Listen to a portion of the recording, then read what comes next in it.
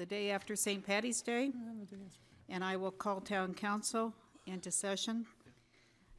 And with that, I'll ask Rhonda to do the roll call. Butler? Here. Circus? Here. Mattson? Here. Shank? Here. Good. Here. Okay. This afternoon, we're going to stop and pause and do a remembrance of Owen Green. Rose? Thank you.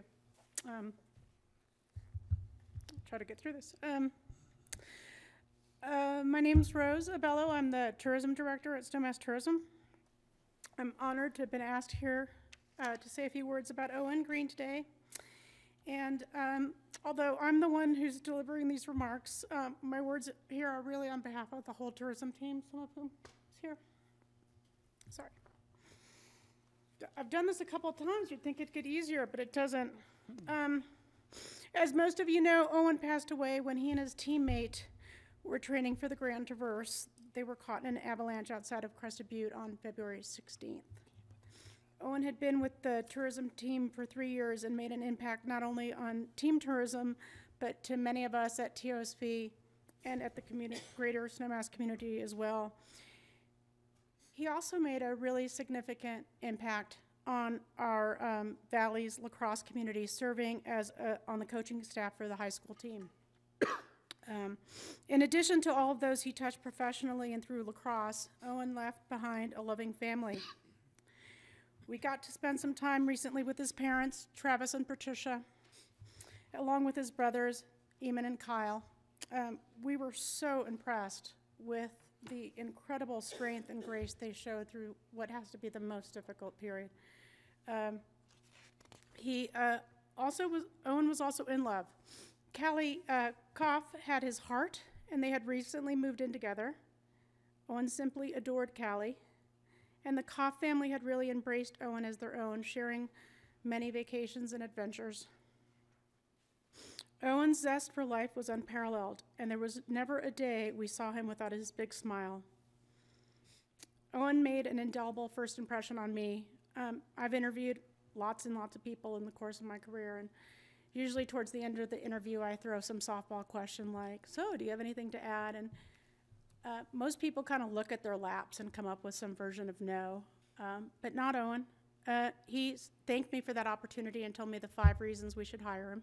And so we did. Owen was the epitome of a team player. He brought his athletic perspective to the workplace, always wanting to understand his strengths and weaknesses, identifying his goals, and pushing himself. And like all things he did professionally, he was determined, focused, and on a path to success. We are all so glad that at our last staff meeting, the one that would be his last, we made a really huge deal of the high praise Owen had received from our lodging partners in the community at a GSAC meeting, our Group Sales Advisory Committee meeting, and we all high-fived him and applauded and made fawned over him, and afterwards he was just so happy, and he told Freddie, our colleague, that's winning. I love it. Isn't it great? He was also a friend, a dear friend to many of us in the office. He brightened our mornings when he walked in with his signature, "Hey-o," and he spent a lot of time training and strategizing about the Grand Traverse while skinning up the mountain with Aaron and Julie and Kathy.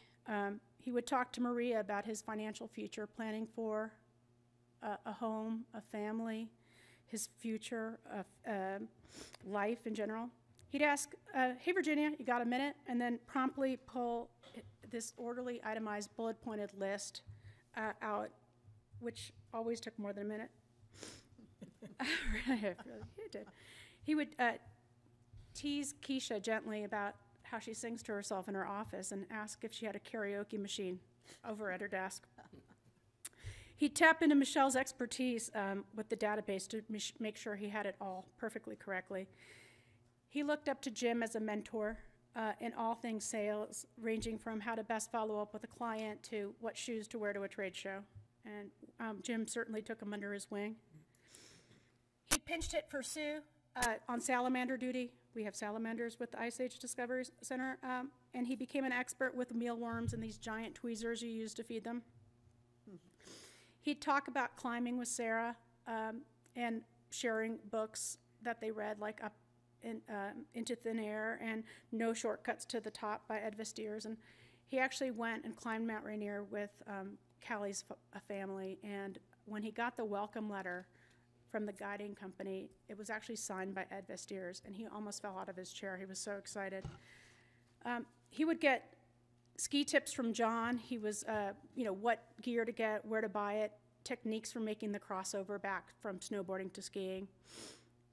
He'd make the very most of his weekly one-on-ones with Mark, always prepared for a meeting, always eager to learn, wanting not just an answer, but a thorough explanation of why, so that he'd learn from it.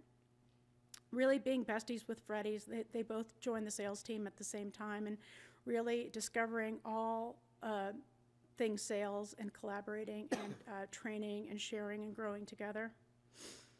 Owen was always available to lend a hand if we needed to transport a canoe or deliver cookies to an event, pull a cart of a snowbank. Owen was there. And I'll tell you a little story. So Owen had bought his father's car. It was an Infiniti. It was a fancy car. He used to have a Jeep, so this was a really fancy car. And he had perfected his commute. And he would drive, he lived in Aspen, he would drive here on Owl Creek Road. This car, so fancy, it tells you instantaneously your miles per gallon. But on the way home, he would put it in neutral and head down Brush Creek, because he could really get his EP miles per gallon up. His fuel efficiency was purely maximized. He'd coast down all the way to 82. We've collected some thoughts from our community to send to Callie and to the Greens, and we put them in this booklet. And we have some of these booklets here, a couple of them that some of our team has signed, and we'll invite you all to sign them as well, so we can send it to them. But I thought I'd share with you a little bit some of the thoughts of people in the community and what they said about Owen. So, one of my favorites was from somebody who came on one of our FAMs who said, Owen was TNT dynamite.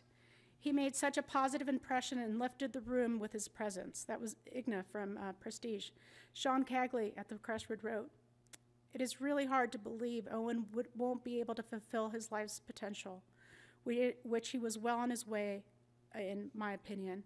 His positive attitude and drive to learn, discover, and to do new things is a recipe for success, both personally and professionally.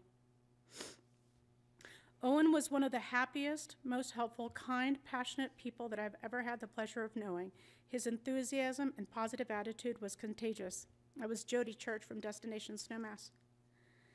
Joe Mallory from the Snowmass Club wrote, I think we can all take something from his amazing attitude towards life and adventures. He was always so willing to help and tried to make life easier for the recipient. Owen was an invaluable contributor to the group sales effort of our team at the Viceroy. He exemplified everything that Snowmass wanted to be: fresh, new, excited, energetic, eager to please, ready to welcome. Sam Torkelson at the Viceroy. Our friends at ACRA wrote, his energy and excitement for Snowmass was palatable, and it is truly a loss for our community. Lisa Wilkinson shared, I value that I could rely on Owen, a person with integrity. He delivered what he promised and more. Owen and Mike were such strong community players in every sense of the word. Christian Knapp from the Aspen Skiing Company. A ski club called Ski Meisters sent us a note that included, why did Owen connect with all of us seniors so well? He believed in living life to the fullest and embraced our active lifestyle. The thing that set Owen apart was that he treated us like friends, not customers. He was one of the most genuinely good guys in this town, said Danny Myers at the Myers-Roberts Collective. Owen was such an incredible man, kind, patient, giving, eager to learn. I could go on and on. This world has just lost a gift from God. Nicole Kibitza at the Weston. There are many more. I just took a few highlights. I speak for all of my colleagues when I say we're so proud of Owen. He was thriving in every area of life, family, love, athleticism, and work. Professionally, Owen was a rising star that we really all admired. And knowing Owen made our lives better. So I'll close with a quote. Some are bound to die young. By dying young, a person stays young in people's memory.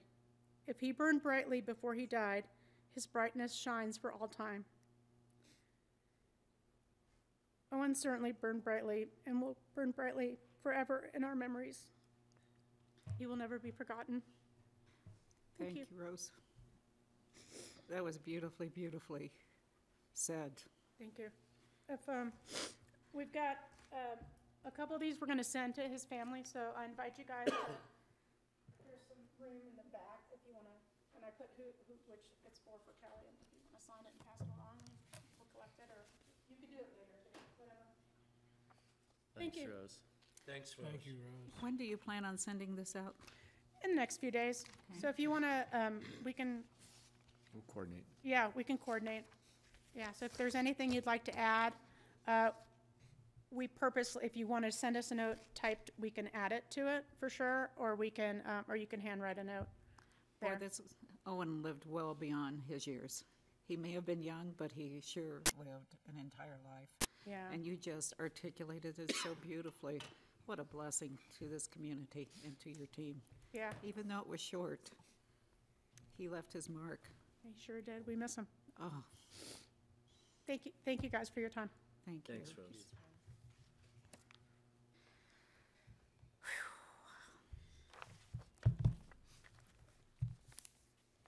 I will now open the public comment section of the agenda. Do I have anyone who'd like to come forward and make a public comment? Seeing no hands, we'll move on. Consent agenda. I'll ask for motion for approval. So moved. Thank you, Bob. Do I have a second? I'll second it. Thank you. I'm going to pull out the minutes of 2/18/19, which was the tobacco, the first reading of the ordinance. I voted against it, not for it. And the reason for it was because we did not include licensing. So I also have on line 23. Okay, of the minutes? Yes. Yeah, okay. I think it says council members absent. Tom Fritzstein, Planning Commissioner. That shouldn't be council members, I don't think. That should be actually Alyssa, I believe, I was not there. right? Right. And it should be. Madam Mayor, honestly, Hold on. Council members absent, that should be, yes, okay. Yeah, I mean, not that it really makes any difference to the vote, but I believe that you did vote for it, but as I said, I don't think it matters. no, I did not. I think I asked you as the vote was being taken, unless I'm confused, You're confused between this and marijuana. take it back. Thank you. Okay. Anything else? How about draft agendas, attendance, et cetera?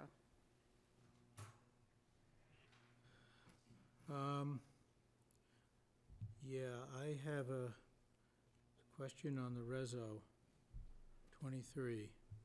Let's see what it was here. You're back Oh. I on. mean, resolution 24, you mean? Yeah, that's under the consent agenda too, I Right. believe, right? Yeah, right. So I think it's a typo on line 55. Either it's a typo or it's out of order. It says June 25th, and I don't know if that's supposed to be July 25th, because it follows July 18th to 21st. July 25th is a Thursday. Yeah.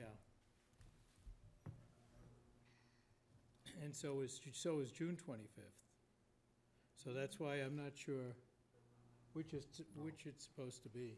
June, no, the 25th is not a Thursday in June. Well, the 18th is a Thursday, so 7 days, You looking at the right year? Because I don't know. It says June 18th. June 2019?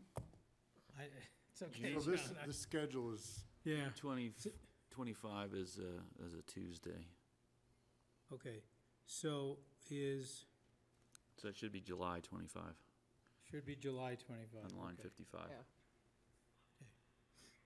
well, June 18th through the 21st. Okay, that's, June 18th is not a Thursday. Yeah, that's where I'm confused too. June Neither, 18th. neither is June 11th. But that's for yoga on the mountain, 18 to 21. Yeah, but the line right above it is June 18th, free Thursday concert. Oh, right. Wrong month. That should be the 20th. 20th is on the first page. Okay, Rhonda, can you make the corrections on the dates? Is there anything else on the consent agenda? No, ma'am. We have a Not motion for for me. approval. We have a second. All in support with the changes Rhonda will make. Aye. Aye. Aye. Opposed, same sign. We're going to move on.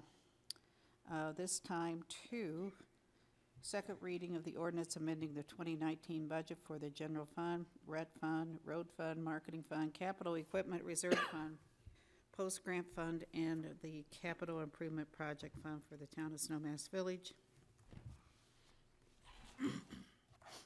Okay. Oh, there's the magic box.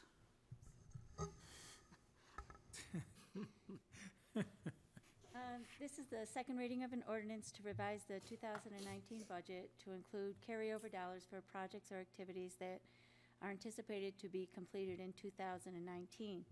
The only change that we have since the first reading was the addition of the SGM capital reserve projects, which we had mentioned during the first reading, and the complete list of carryover projects can be seen on page 45 of the packets. So do you have any questions? I do, Mary Ann. I think there is I think there's some confusion on the listing of the budget changes below line 74 on the ordinance. Oh, let me look.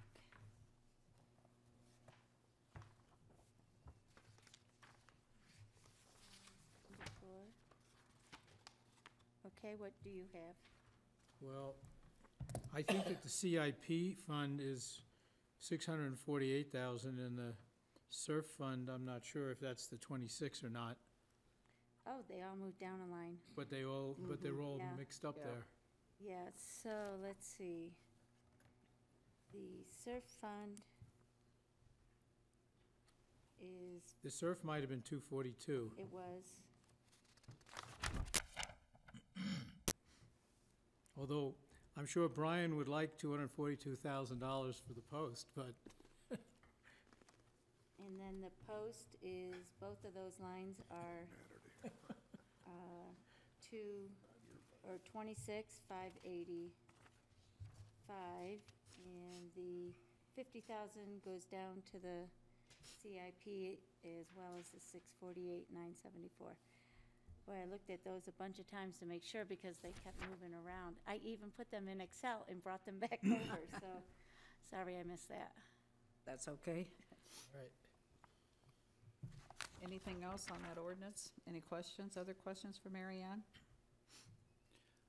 I just had a question, based on Cliff's note, or Clint's note, sorry. The 400% increase in the boiler replacement, and the HVAC system for the rec center. How does that pencil out in the budget? It doesn't pencil out with what we have right now. We'll have to come back to you with something different. There's some opportunities with the RET fund for the HVAC, the rec center HVAC that we'll probably come back to you with. And actually the RET allows for, we're looking at the RET, right? The rep For the road as well. The road has a little. I'm sorry, road fund, there's road fund. This does not affect either of those updates I gave you. This budget, we'll have to come back to you with additional changes. But RET was for the HVAC at the, And the boilers actually has some funding from, it originally had funding from the general fund, the road fund, and the rep fund.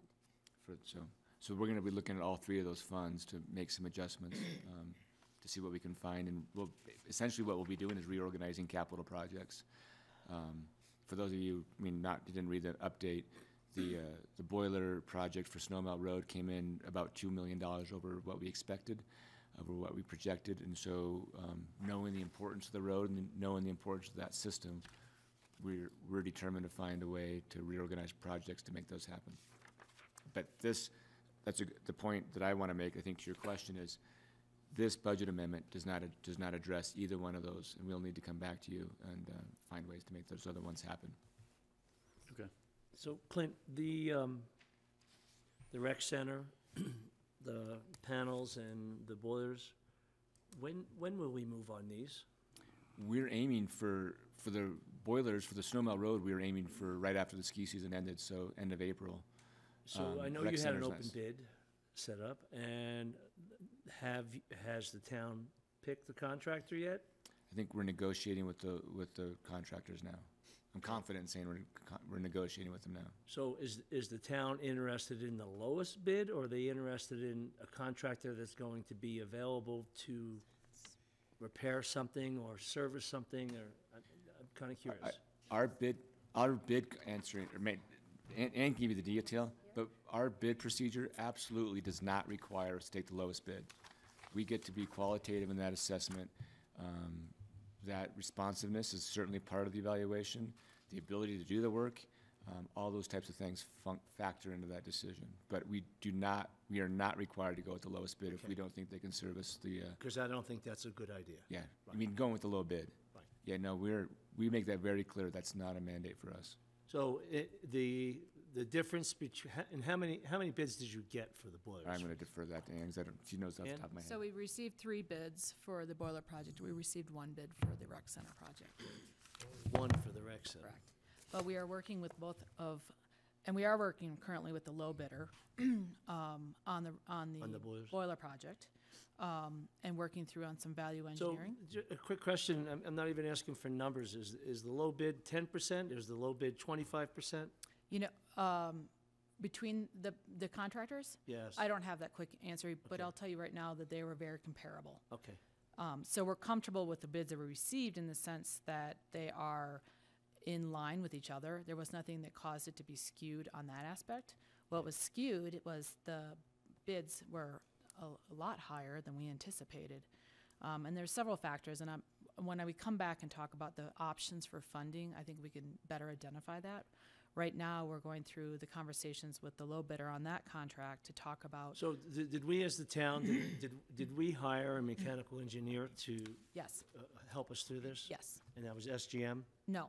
No? It was, I'm going to lose it right now. It's not E-Logic. Bighorn? EEI, who is our Snowmelt boiler contractor, also the same mechanical engineer, who also does all of our scoping of projects for all of Snowmelt Road. Okay. Very familiar with their system, we've used for years. We completely are confident in their abilities. I think there's a couple factors in the sense is that when the Snowmelt boiler project started, it was in 2014 with the MBCX project. So we're in 2019, and price inflations and contractor availability and some of those things play into the factor. So we're going through and looking at what we can do to reduce the scope somewhat, but still get the project done and not jeopardize the quality of the project that we need to have for those two projects. At some point, I would like to see not tonight, of course, I would like to see and just to scrutinize what the engineer's done, the mechanical engineer, and what he's put out there for. So all of our stuff is uploaded onto our website through I BidNet? did get the rec center one, but I didn't get the Snowmelt boiler one. Okay, well, we're happy, we can send you that link. So, it's out there, so. Thank you. Any other questions? Okay, any other questions on the ordinance with the changes or resolution? No, it is an ordinance. It's an ordinance. Okay, do I have a motion for ordinance number 2 on second reading? I'll make a motion to approve ordinance number 2, series 2019, second reading. I'll second.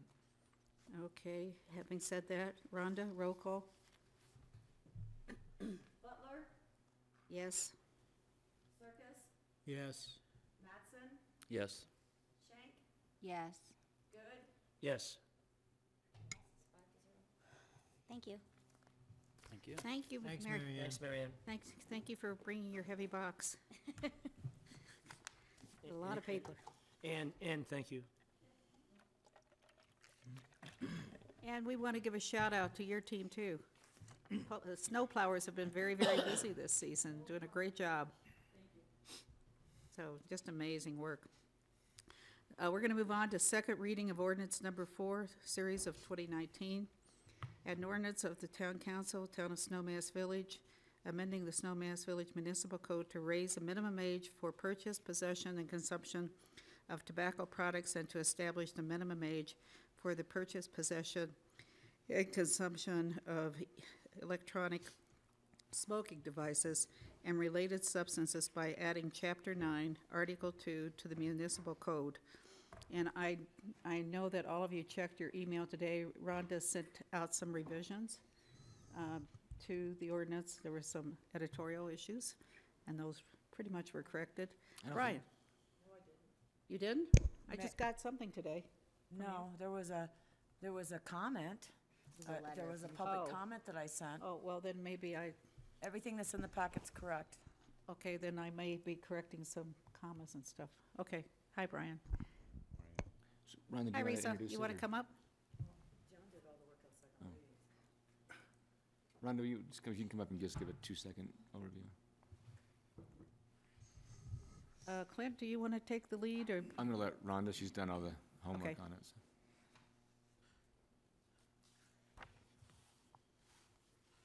Here we are again. Time 4 or 5, I'm not sure. Okay, this is the second reading of ordinance 4.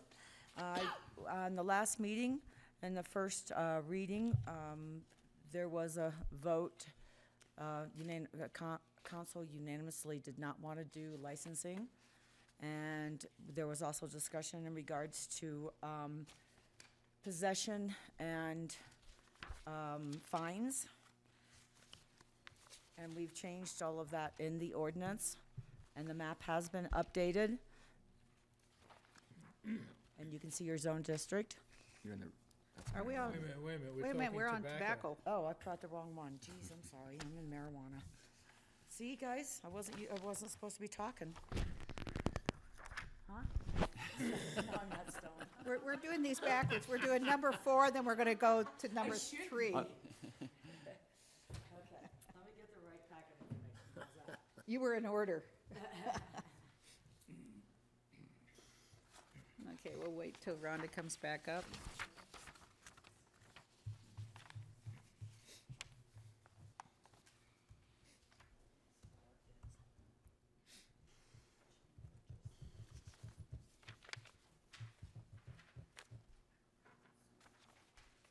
Sorry, I got my whole packet of mess on that one. Okay, let's start over again. Second reading. You got 4 with you? Yes. Okay. Actually, I don't, but I'm gonna get it. Can you give me it back? You want me to try it? Yeah. So this is the second reading of Thank of the you. municipal ordinance to increase the age to purchase cigarettes to age to 21. There's been a variety of public input given over this ordinance. The major issues in the ordinance you'll see, or you've already read, are increasing the age restriction to 21, having possession of cigarettes by people under 21 violate the code, and then, as Rhonda said, the last time there was a 4-1 vote by the council not to include a licensing requirement.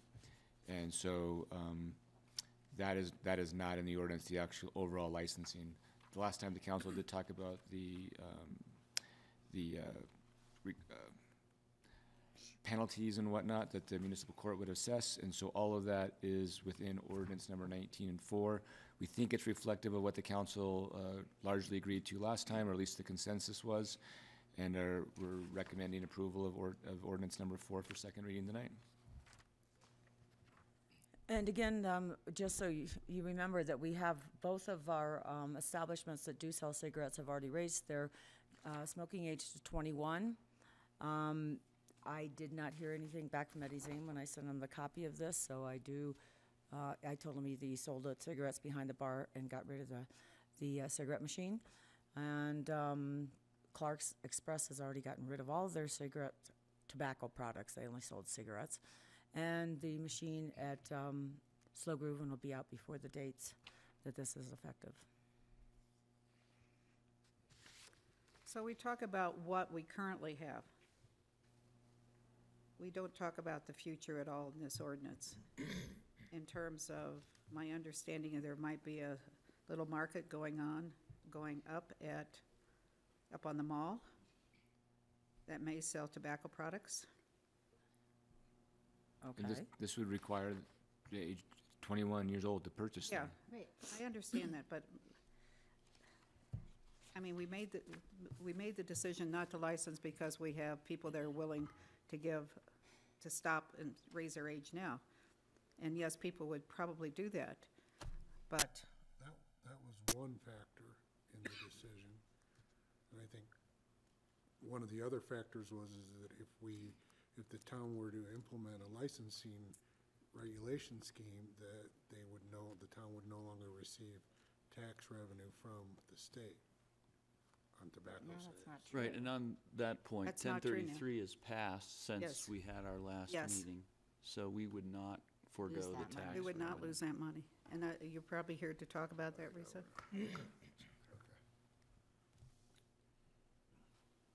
So, Well, Well, in Well- my opinion, the reason that we did not encourage licensing was because of the additional cost, whatever that would determine to be, the additional cost to the business owners in a situation where there are a handful, less than a handful, of establishments that will be selling tobacco products.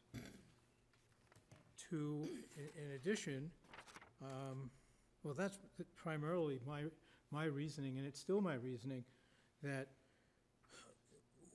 Snowmass Village doesn't need licensing to create a tobacco 21 law in our code and to get it enforced. With so few vendors, I have total trust in our police department to be able to enforce the tobacco 21 in the code. And if, in fact, I turn out to be wrong, we can come back to this and we can institute a license fee. But honestly, at this point, I just think it's bureaucratic overreach to require businessmen and women who are selling tobacco products to have to pay a fee for a license. I get it, but when tobacco is the #1 killer of people and you don't license it, it's insane to me, Bob. I mean, I have to really be honest about this. I mean, look at what Aspen has done, a one-time fee of $500. It doesn't seem to, unduly burden any of the vendors. I mean, I think what Marky's trying to say is, right now we know the players. We know that Brian's the police chief. We know the people that sell tobacco currently. But you cannot project what's going to happen in Snowmass a week from now, 6 months from now, No, I 10 can't. years from now. But we can always license a week from now, a month from now, a year from now, if we don't like the result of not having a license. And I just think, even if it was $10, why should a business person have to go through and fill out an It application? shows that we are taking this seriously and We that are this is an taking it important seriously. issue to our community.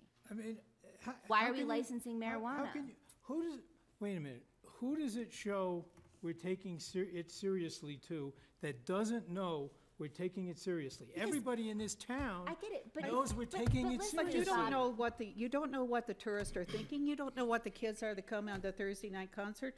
You don't know.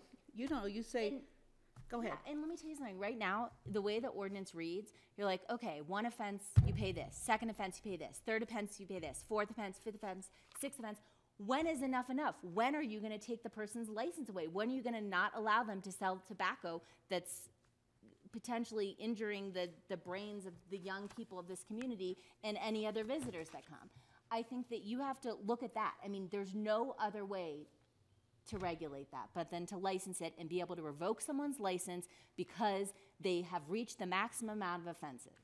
Well, there is no maximum amount of offenses in a licensing either. What number are you going to use? I'm saying if they've done the 3 offenses, because it's showing that people around the country are willing to pay. If they have to pay a $3,000 fine, that's probably better to them than having their license revoked, because they're still making a ton of money selling selling tobacco products. So I think you have to look at that. I mean, you have to look at the fact that I don't really think that these penalties are that big of a deal. But if they violated it this many times and they know one more time and their license is going to be revoked, that's the wake-up call to me. I'm just saying, I don't think you can do it. I don't think you can put these minor and possession laws, into place, any of these things, unless you license it. That's just my opinion. I totally agree, because I think I still think for the number of establishments that we have and for the type of community that we have, I will say that I put my trust in the police department, and I put my trust in the owners of these businesses who are voluntarily agreeing not to sell tobacco products. But they could go sell their business next week, and you're dealing they with could. Joe Schmo from Denver who doesn't care. Absolutely they could. And if it looks like that happens, or if we get another half a dozen stores that come in here and want to sell tobacco products, we can reconsider the license. But at this point in time, I don't think it's necessary. well, that's your opinion. No, it is. I want to It listen is. to other people's opinion. It is my opinion. And Risa, I'm going to listen to you too. In fact, why don't you make some? Want me to? Okay. Yeah. So, actually, Alyssa made a lot of the points that I was going to make about licensing, but I will say a couple of other things. And first of all, really want to thank everybody here for having these conversations with me and keeping public health as part of the process. I've learned a lot about Snowmass and how Snowmass builds community, and I think that's been really, really cool to learn. We did, however, have a meeting 2 Mondays ago that brought together people from the whole region, Aspen to Parachute, and one of the main things that I heard come out of that meeting from the people there who were leaders in healthcare, school district leadership, and youth serving organizations, as well as policymakers, was that we really need to be sending a common message, not only to the youth, but also to the adults who are supporting kids, so our parents and our school district leadership and teachers who are in the classrooms who are dealing with a kid in front of them who's potentially vaping and don't want to, or don't know how to deal with it. And I think that common message has been really important. I also, What is the common message? well, What's the common message that you speak of? Yeah, so I think there are several messages around the idea that we don't think that we are concerned about the way that the tobacco industry markets to young people, and that we want to make sure that our young people are protected and that they have adults that they can talk to and feel safe getting support for such an addictive substance that is so dangerous.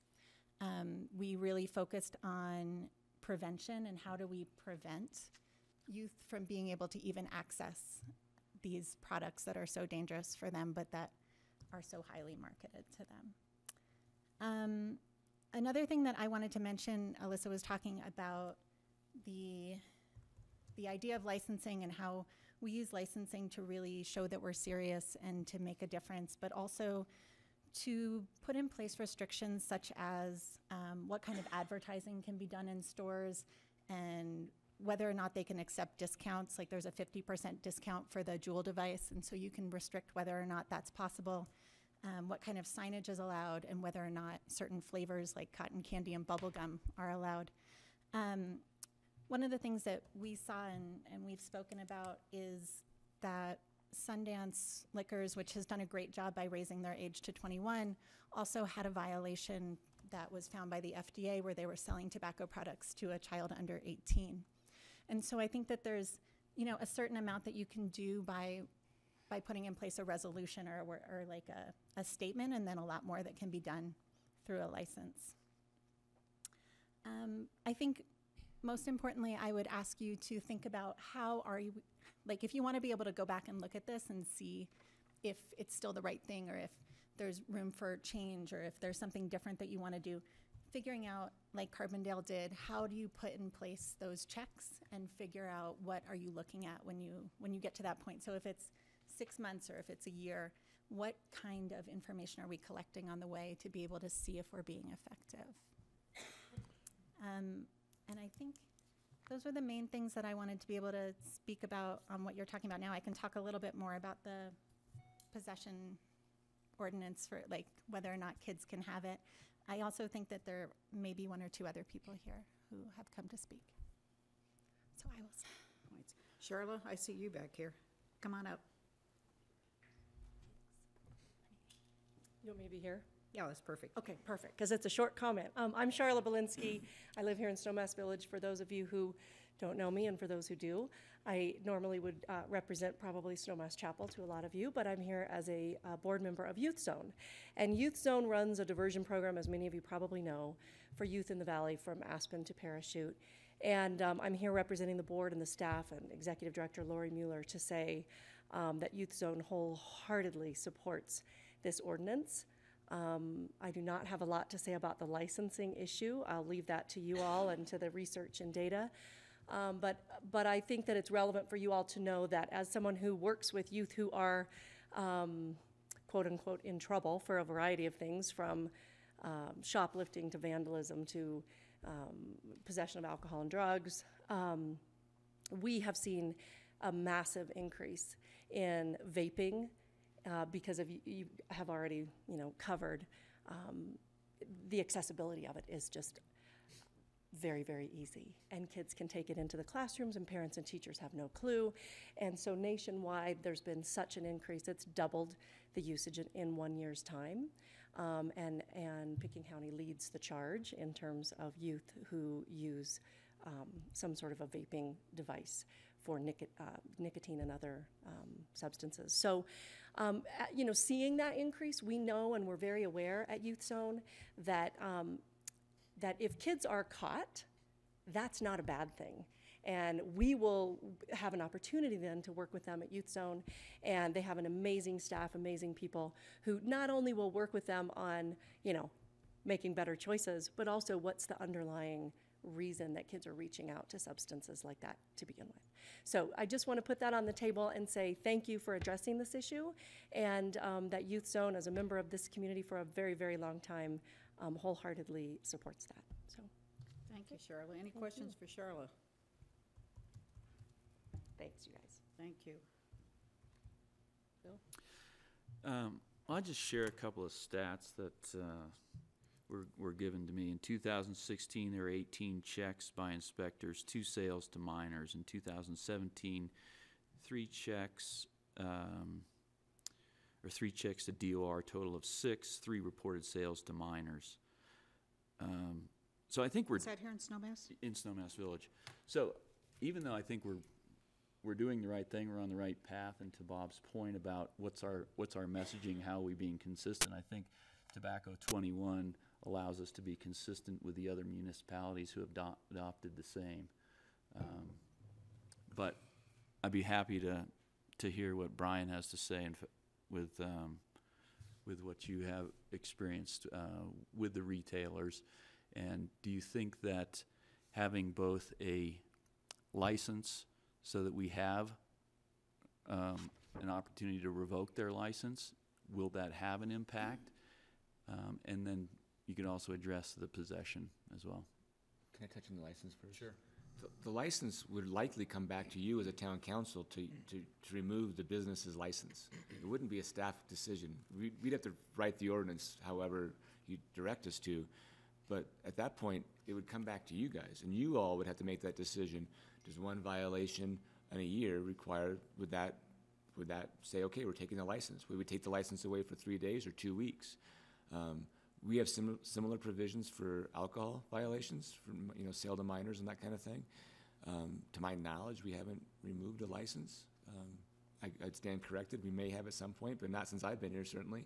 So, those are big decisions, and that licensing would come back to you guys. If you remember, when we originally wrote the ordinance, it was in there. There were some good arguments and discussion on why to remove it the last time, so it was removed. So on the license, I think that's to you all. Would you want to remove it? Would you guys look at the business owner and say, you've made 2 mistakes, and as a council, we're no longer allowing that sale? That would be your political decision, your political will to make that call. So I want to kind of push that back on you. That's your call. And then I'm going to let Brian talk about the minor or the possession. Yeah, and I view the license the same way. That's your tool, not really my tool. So that's something you decide. The PUP laws of possession, use, and purchase, you know, I feel pretty strongly about it. I think kids do know they're making destructive decisions. As a teen smoker, as a dad, and as a 32-year cop in Snowmass Village, helping raise everybody else's kids, you know, I know that there's a positive impact when we're able to call somebody to task for their destructive decision-making. What we do with them is really what's important, and we're all about getting them into cessation programs, getting them into youth zone, getting them into restorative justice areas that try to make a positive change. And sorry, not Obviously- to interrupt you, but Sure. we have those programs in place now? Talking to public health, I've put that on them, say if we're going to have a cessation program, the police department is not going to invent it. I'm not going to create a PowerPoint and an educational thing. I would ask to partner with them and have them do that. That's their bailiwick. That's their area of expertise. Same with the youth zone could pick that up and is doing that now. So we would collaborate and rely on them to handle that part of it. We would, based on our contacts, be directing the kids towards those programs, knowing that if they decide not to follow through, then there is the possibility that they come before a judge or end up having to pay fines, you know, get their parents involved and things like that. So there's a fuller program there. And when you come to Snowmass Village as an under 21 person, it's well known that smoking is not allowed. You know, right? If we just go after retail sales, then you know the retailer can't sell, but a 17-year-old kid could be standing up on the mall on a Thursday night concert and be smoking a cigarette, and there's nothing we can do about it. It's a done deal. Well, actually, between 18, so call them 18, 19 years old, smoking a cigarette. Where if we have the PUP laws, we would be able to contact that person, and like we do educationally, tell them you're not allowed to smoke under 21 in Snowmass Village. Get rid of the cigarette, get rid of the cigarettes, and we could start to deter that practice through regular contacts, and then eventually moving kids towards programs and things like that. And in the most chronic cases, as we do with all of our law enforcement philosophy, is take the worst repetitive actors, and those are the ones that are going to end up paying fines. Most of the statistics that say that's destructive, you know, those statistics are coming from St. Louis. They're coming from big cities that, I'm sorry, but just don't have the same application here. It's different. Our law enforcement is different. And I think our kids can understand that if they're making destructive decisions in smoking, addicted or not, when we call them on that behavior, that works towards a positive change in changing that behavior. Well, I have two questions. One, how do you deal with the kids that are from out of state? You have someone that comes here on vacation and they are caught. I mean, you can't put them in a program here. How do you deal with that? Well, for starters, we can take their cigarettes and stop them from smoking when we find them. You know, without anything else, what would we do? We would be able to do nothing. We can at least say, you know what, in Snowmass Village, you can't smoke. You need to put cigarette out. You need to discard your cigarettes. You can't be in possession of them, and move along. We can at least change the dynamics within our community. I can't speak to, and I'm not responsible for other communities, how they enforce their laws and things. I would go crazy if I had to concentrate on that. But in Snowmass Village, we can make a difference. We can change the dynamics that are going on in our public areas. Okay, but so you take it away, but then you still, I mean, if you had, like it says in the ordinance, and they received a fine, but there's still no option to put them, to have them go to some educational program or any of those things. You're basically fining them, taking away their cigarettes, and sending them back to the state they came from. Well, you know, I mean, that's the same as minor in possession of alcohol to a certain extent. If we slap them on the hand, if we write them in the court, perhaps that's different. But I mean, we can't control the youth of the nation in Snowmass Village. We can do our best, and I think curbing the destructive behavior when we find it and notice it and stop it at that point. I mean, we're doing the best we can for our community, and we're not gonna solve Johnny's problem from New York City, but we can at least stop him from smoking in our community. Well, can you explain to me also this whole Teen Tobacco Use Prevention Act? It's my understanding with that act is that it has to do with kids under the age of 18, and it prohibits the possession of tobacco to kids under 18, but it's up to each individual municipality to enforce it. Do we enforce that here? Not particularly, although I don't see 16-year-old kids standing in crowds smoking. They're usually older than 18. You know, if the kids are smoking, they're probably doing it at parents' house, at private properties, and things like that. It's just weird to me that we have this state act that we don't enforce here, yet we have this ordinance that's now calling to enforce all these things. Well, and I think we're taking a bigger step with our ordinance. The state ordinance is fairly weakly written, and there's not a whole lot of teeth to it. And this way, we could actually start to make some movement. You know, the use of e-cigarettes continues to climb in Colorado. And in Aspen High School, or Aspen school system. And I'm sure other school systems where we don't have all the data, Reese probably has it. But the point is, to me, we speak of cessation programs and that are in place. I'm not aware of any program at Aspen High School as of yet that discourages vaping.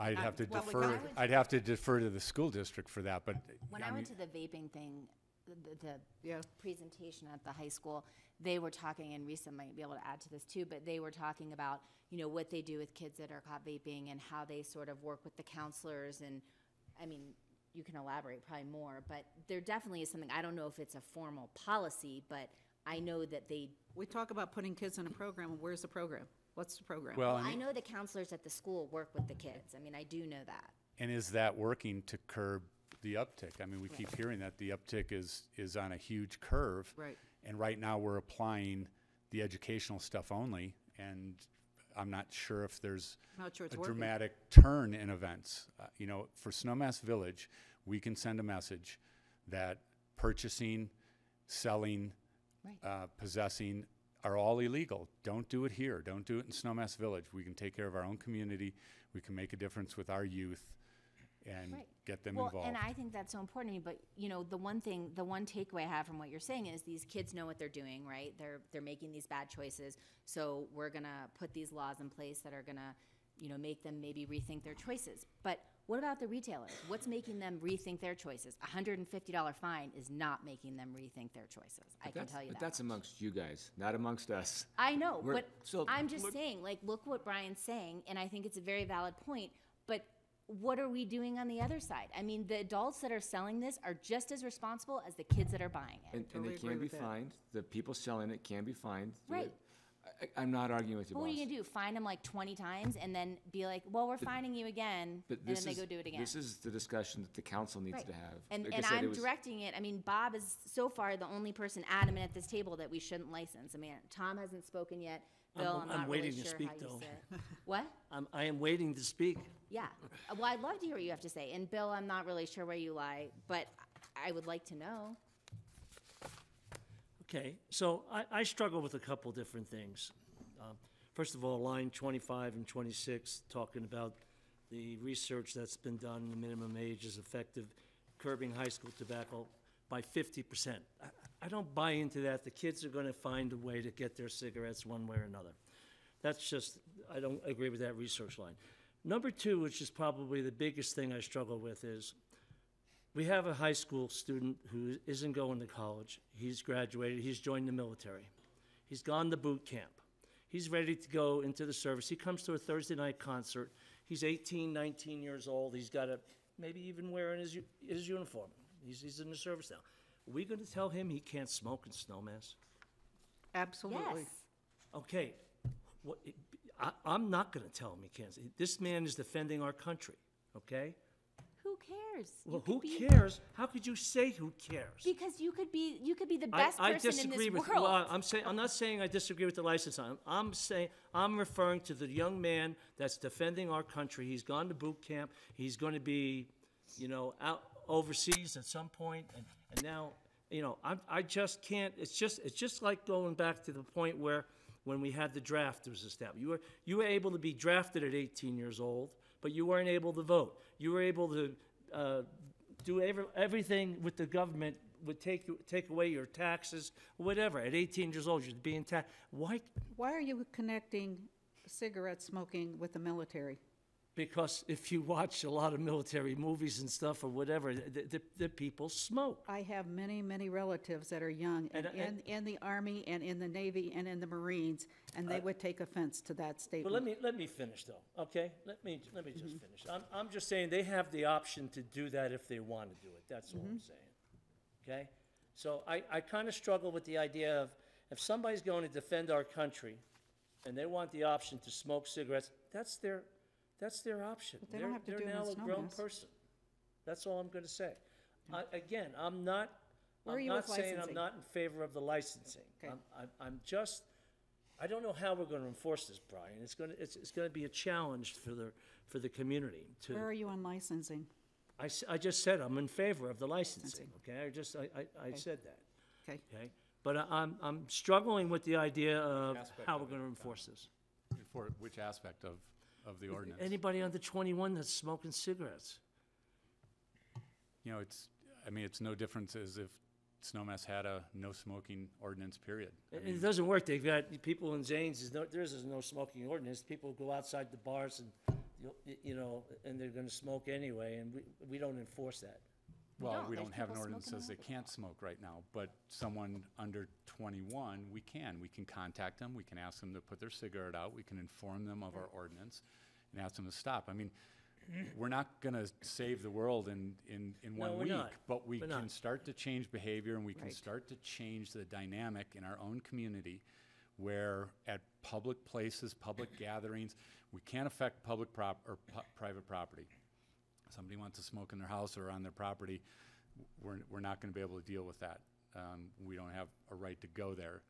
But everywhere else in public, we will be able to affect a change and begin to make a difference. I mean, it will change. The other part I'd just add, and I know you know this, but I'll say it out loud, there is officer discretion, and officers are wise to, such things as military experience and whatnot, and I would just say that to add a level of comfort to the way that it would be enforced. I think It's that gain compliance through cooperation. So your example, we're not going to hammer some fatigue-wearing patriot and rail him on his cigarettes, but we still can have a conversation with him. No, you can. We can get him to I put his get that, cigarette but- out. We can inform him But of I our just law, hope and he can go everybody somewhere else and smoke. understands that, believe me, again, I'm in favor of the 21-year-old age thing. I'm in favor of it, but I just don't know how we're going to stop it, because and again, I'm going to refer back to line 25 and 26. I don't believe in the research data that 50% of it's going to eliminate 50% of the teenage smoking. If the kids are going to smoke, they're going to find a way to get the tobacco. It's a known fact. High school kids are not allowed to drink. They find a way to get alcohol, okay? So I don't buy into line 25, 26 as far as the research goes. Well, maybe we need to document the research article. But Yeah, let's I go think on. I can add, so Yeah. Risa? some municipalities are moving towards outdoor smoke-free ordinances so it's not like targeting somebody. It's just that we don't want anybody standing next to our kids smoking at a concert or whatever. And then it doesn't feel like that, And we're we just have targeting young that, people. so And so like concerts and things like that, then it's anybody. Then you can walk up to anybody and say, look, you can't smoke here. You can't smoke on the mall. You can't smoke. So that's That would be the first thing you would say. You wouldn't necessarily say, how old are you? Right. exactly, right. And then it's just across the board. And then it sets a norm that says, Snowmass, you know, this is important to Snowmass. We're family friendly. We don't want that here. I was going to say something to your other point, but I forgot what it was. So I forgot what my statement was. Oh, about the research. So yes, the research is going to, or the outcomes are going to be different in different places. There's more internet sales of e-cigarettes than there are internet sales of regular cigarettes. So that is going to play a part in how much we can lower the rates. That's definitely true.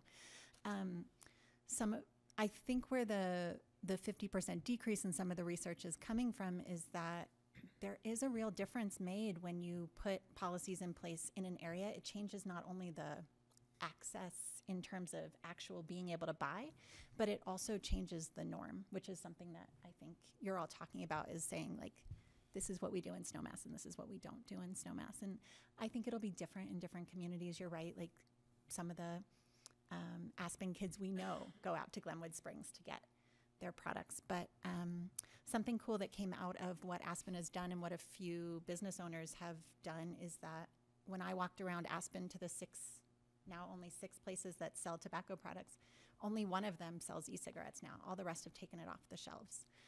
And I think that that's because of the licensing practices and the statement that Aspen made when they put in place their ordinance. And the vape shop actually closed up and moved to Carbondale, where things are a little less restricted. Madam Mayor? Yeah. Brian, we've been talking about how people under 21 would be affected in terms of enforcement. What's typical enforcement like for a vendor who gets caught up in selling, tobacco products to someone under 21 or under 18? Well, depending what passes with the ordinance, fines will be imposed. There's a requirement for a written training program and procedures that we will, at the very least on an annual basis, renew, and I can decide to review that more often if we choose to, and if someone was a violator, we would certainly step that up, and we can look at what their procedures are, and if they're not good enough, they're not doing the trick, then we will improve on them. We'll work with that vendor to change how they're training, what they're doing, what their signage is, and put those requirements on them to improve their employee training and their procedures for selling retail. And again, I'm just a proponent of working positively with these business owners. They're, we've known most of them for 40 years. There are going to be new ones that come down the pike. It's our obligation to build those new relationships and have a positive platform in which to move forward. I just don't see a carnival actor coming in here wanting to just sell cigarettes despite our community values. It's just not going to happen.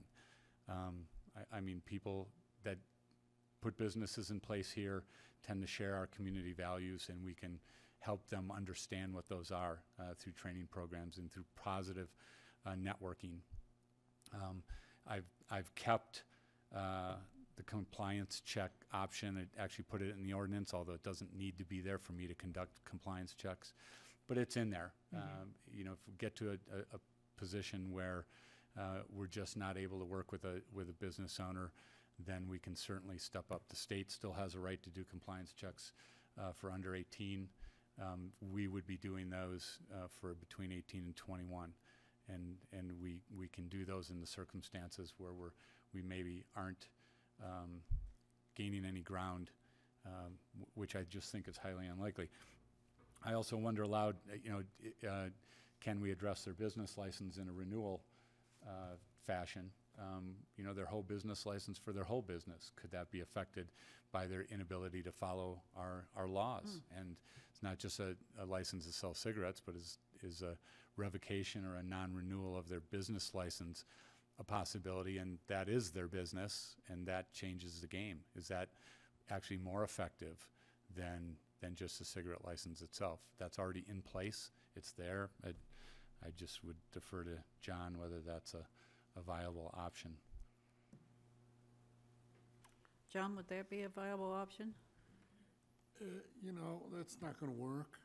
It's really, the sales tax license is just, a business license is to Okay. collect sales tax. Okay. You could change your sales tax, I mean, your business license code section to include to comply with all applicable laws, but the municipal code, and I'm pulling it up right now, does not have an enforcement provision in it pursuant to a business license.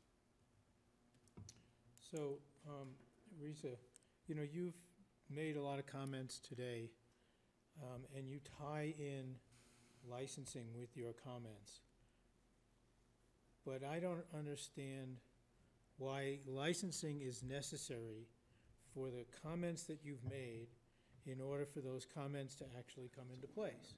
For instance, reducing, it seems to me that reducing the numbers of people under 21 or 18 who smoke, right, is determined not by a license, but by raising the age to 21. And other things that you have said is the same, strike me the same way, that they can be accomplished without licensing, and that the licensing isn't a requirement to get them accomplished, but it's something that I guess you feel is an extra hammer on top of the business person. And as we heard from our police chief, in this town, we try to deal with enforcement in a different manner than many other towns do. And we base it on the community that we're dealing with. So, you know, I'm clearly in favor of tobacco 21, and I think I've said that before, but listening to the conversation, I guess I still don't see the need to go to a licensing at this point. Do you want me to respond? You can go ahead and then I will. So I think that the really cool thing that Brian was talking about is that positive relationship where you get to work through signage and education and supporting the business owners to do what they're doing. And I think a lot of what you're talking about is that we don't need to go in and do undercover compliance checks unless it seems like we need to.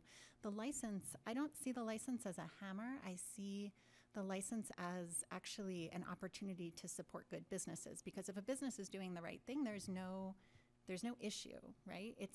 The license actually protects the good businesses from other businesses who are not doing the right thing, because then those businesses can't continue to violate the policy. When we looked in 2017 at the survey results from Aspen High School, 63% of kids who said they smoke, who are under 18, said that they buy their cigarettes locally from stores. They didn't say in Aspen, they didn't say in Snowmass, but they buy them locally in stores. And so I think that's where we're talking about the importance of how the retailers behave and how we support that.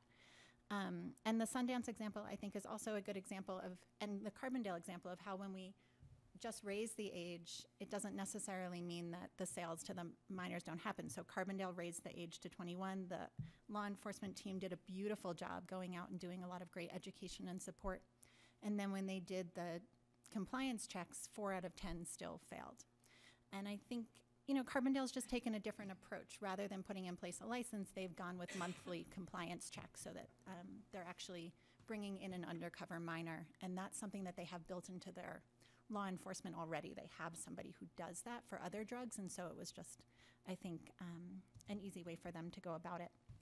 The American Academy of Pediatrics released a report a few months ago, and they looked at 14 different municipalities across Southern California, and they showed that 30% fewer kids started smoking in municipalities where the license was really strong compared to either no license or weak license. And so, Bob, I think that's where the licensing piece plays in, and I don't know that we can speak to all the reasons, but I think it does, as Alyssa said, show the seriousness of the ordinance, and it provides you with those teeth where, you know, they know that if, you know, the store owner knows that they need to be really serious with the clerks who are standing at the front to make sure that they're not selling. Well, that's the hammer.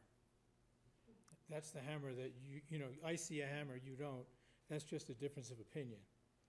But that's the store owner with their own team, right? Just making sure that they are not doing anything that, that puts the store owner's license at risk. Right, because if they do, then they'll lose their license, they won't be able to do it.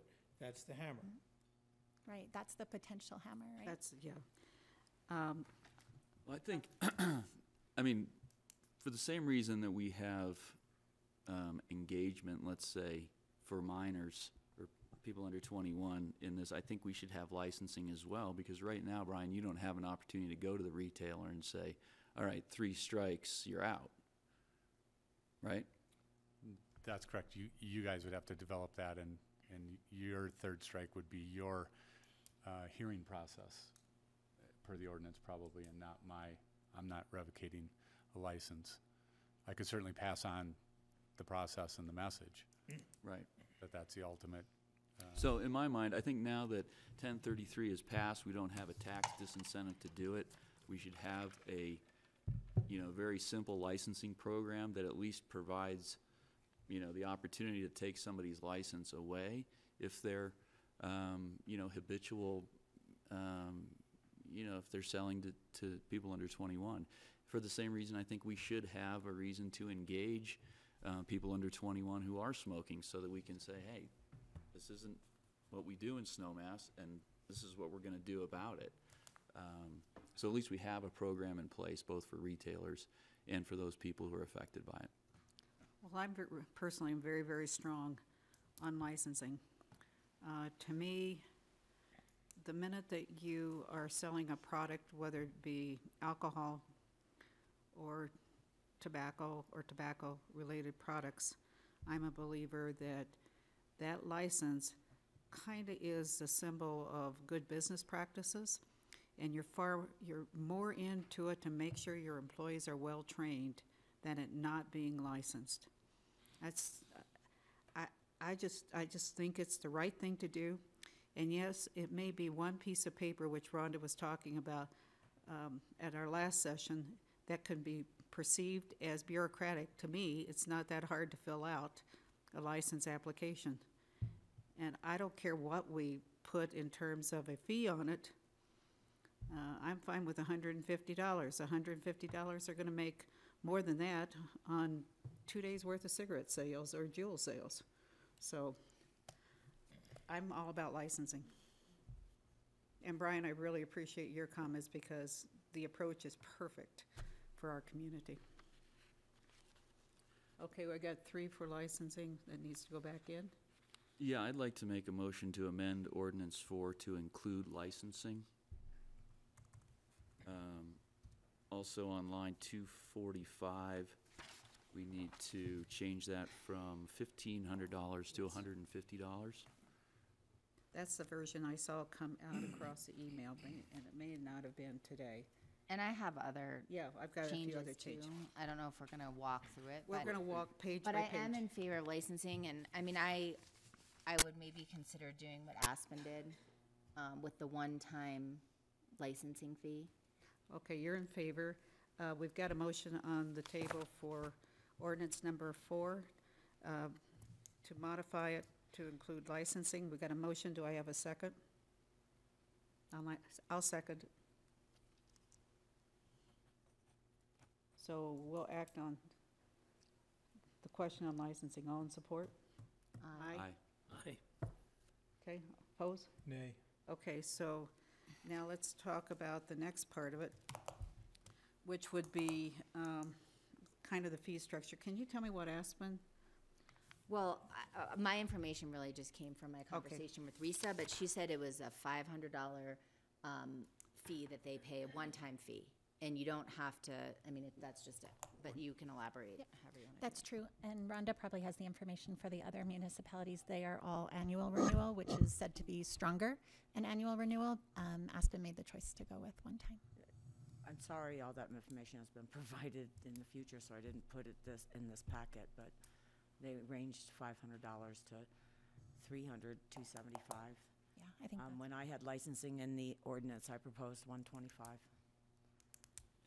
For an annual or a one-time? annual. Yeah, I mean, I think we just have to decide if you want it to be annual or a one-time fee. I'm going to pull it up. I mean, do you know what other, I don't have the information. I don't know. What are you asking, Alyssa? Just what other municipalities do for their, I mean, I know you said the range, but, I mean, Carbondale doesn't do it. Carbondale about doesn't do it. Basalt? Basalt has an annual license. They haven't had any trouble with, like, the administration of it. Remember, Avon. until this bill passes and is signed by the government, they were making those decisions, those communities were making those decisions under a different set of circumstances, Right. okay? So, faced with the loss of that revenue, decisions might have been made differently. So Aspen, Basalt, Avon, all put in place a tax. And so they did lose the share back, but they got the tax that covered for programs. And so the idea of the licensing fee was to cover for administrative costs. Some of it goes for law enforcement to do their enforcement, but different towns have just gone differently with how they do it.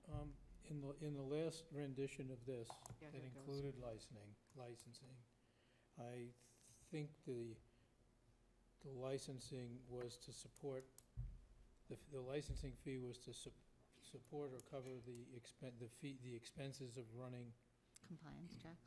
the program, or the administrative and the public safety portions of it. Is that a requirement of a fee under our No, there has Colorado's to be some, definition?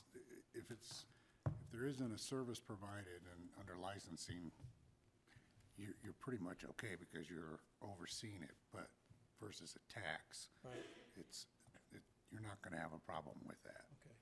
I mean, whatever you want to say to make it seem like that's what it's for, just so long as there's a service provided for the fee, and that would be the issuance of the license, the regulatory scheme, the compliance.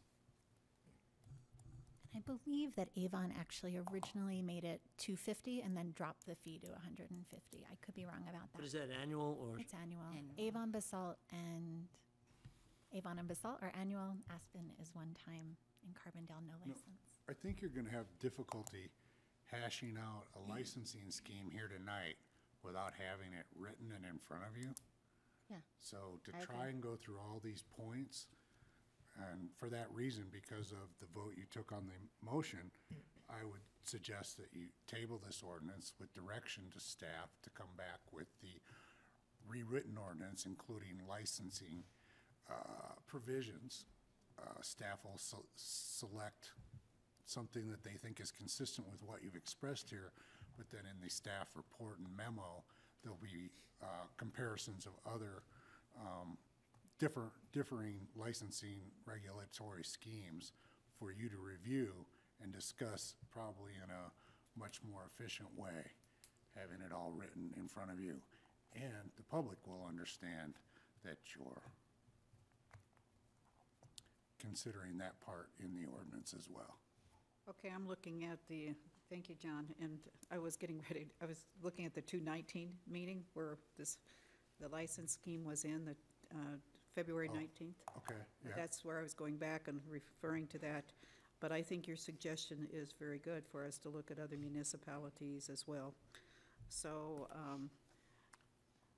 table the action this evening, but I've got to have somebody to give me a motion to table. Yeah, Let's look at And when we'll- they're all gonna be here. How soon could they come back, John?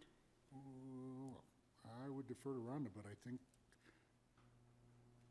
the next regular meeting that you're all together is, April 8th, well, that's a work session. but we're gonna make that regular. Special meeting, I said regular. This is second reading of an ordinance, so it has. April 15th. April 15th, are you fine with that? Can you table till April 15th? You're here. Yeah, I'll table it until April 15th, For licensing scheme. yeah, for the licensing scheme. Okay. Do I have a second? I'll second. Other further discussion? All in support? Aye. Aye, opposed, same sign. Okay, was that clear to staff? Bob, did you vote on that? Yeah, I'll vote for it. But we're still gonna go through these other things. Yes, no, let's, If you've Should we got go through comments, that if you can just change? get us your comments, we can incorporate them into that second reading. Unless there's something significant, if it's typo stuff, we can, it's Yeah, comments well, and grades. there's a lot of typos. That's one thing. But there's also a lot of repetitive things there's a lot of repetition of certain paragraphs, and I don't know if it's supposed to be like that or meant to be like that or what. There's some weird writing in some areas. I had found that $1,500 Yes. penalty mistake. So some of it I can tell you afterwards, but that's fine. That's fine. Well, technically, you voted on the tabling, and you'd need a motion to reopen the discussion to go back and discuss this some more. Well, the other thing is we'd never really discussed the PUP, the minor and possession stuff. Let's do that at our next session. I thought we had covered it. Well, You can discuss anything you want. You just Gotta have to do it reopen the hearing. procedurally properly. We've tabled this for tonight. Let's bring it up at the next meeting, which would be the 15th? It's been, the motion to continue was to April 15th. Your next meeting is April 1st. And what It you is not could, going to be a fully attended meeting. You won't have 5 counselors on April 1st. okay, well, I thought we tabled it to April 15th. yeah, we did. We And did. if you have corrections or editorial comments, can you please send them in to John or Rhonda on this? I found some editing changes too. Or wait till you get the next version and then make the changes. We will bring a new version back Yep. to you with the direction that you've given us today. And if there's further amendments, you'll have all the time that you want to discuss them on tax day. Okay, on income tax day, we'll take up the ordinance again, and that'll be number 3 or 4? 4. Okay, thank you very much. Thank you, Risa. Thank you all. Thank you, very Brian. much. Everybody, thanks, Risa. Next item on the agenda is second reading of ordinance number 3. And this is an ordinance amending the Snowmass Village Municipal Code to allow State of Colorado licensed retail marijuana establishment to exist and operate in the town of Snowmass Village in accordance with the State of Colorado laws and regulations, in accordance with the town of Snowmass Village local licensing requirements, regulations, and other restrictions. Okay, who's taking the lead on this one tonight? Is that you, John, Clint? Well, I think we incorporated the changes that council directed on first reading. And this is second reading. Okay, I did have a few comments. are we gonna go through line by line? Yes, yeah, but I had a question. Over in the whereas is the very last one. It starts with town council has determined that it is necessary for the preservation of health, safety, and welfare to adopt this ordinance to allow state licensed retail marijuana stores to exist in town of Snowmass Village. Help me understand how this is preservation of health.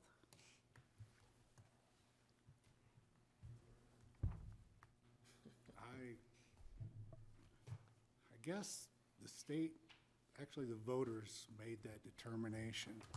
And for you to exercise your local police power, it has to be under health, safety, and welfare, so. If you don't want it in there, take it out. I'm just troubled by the concept.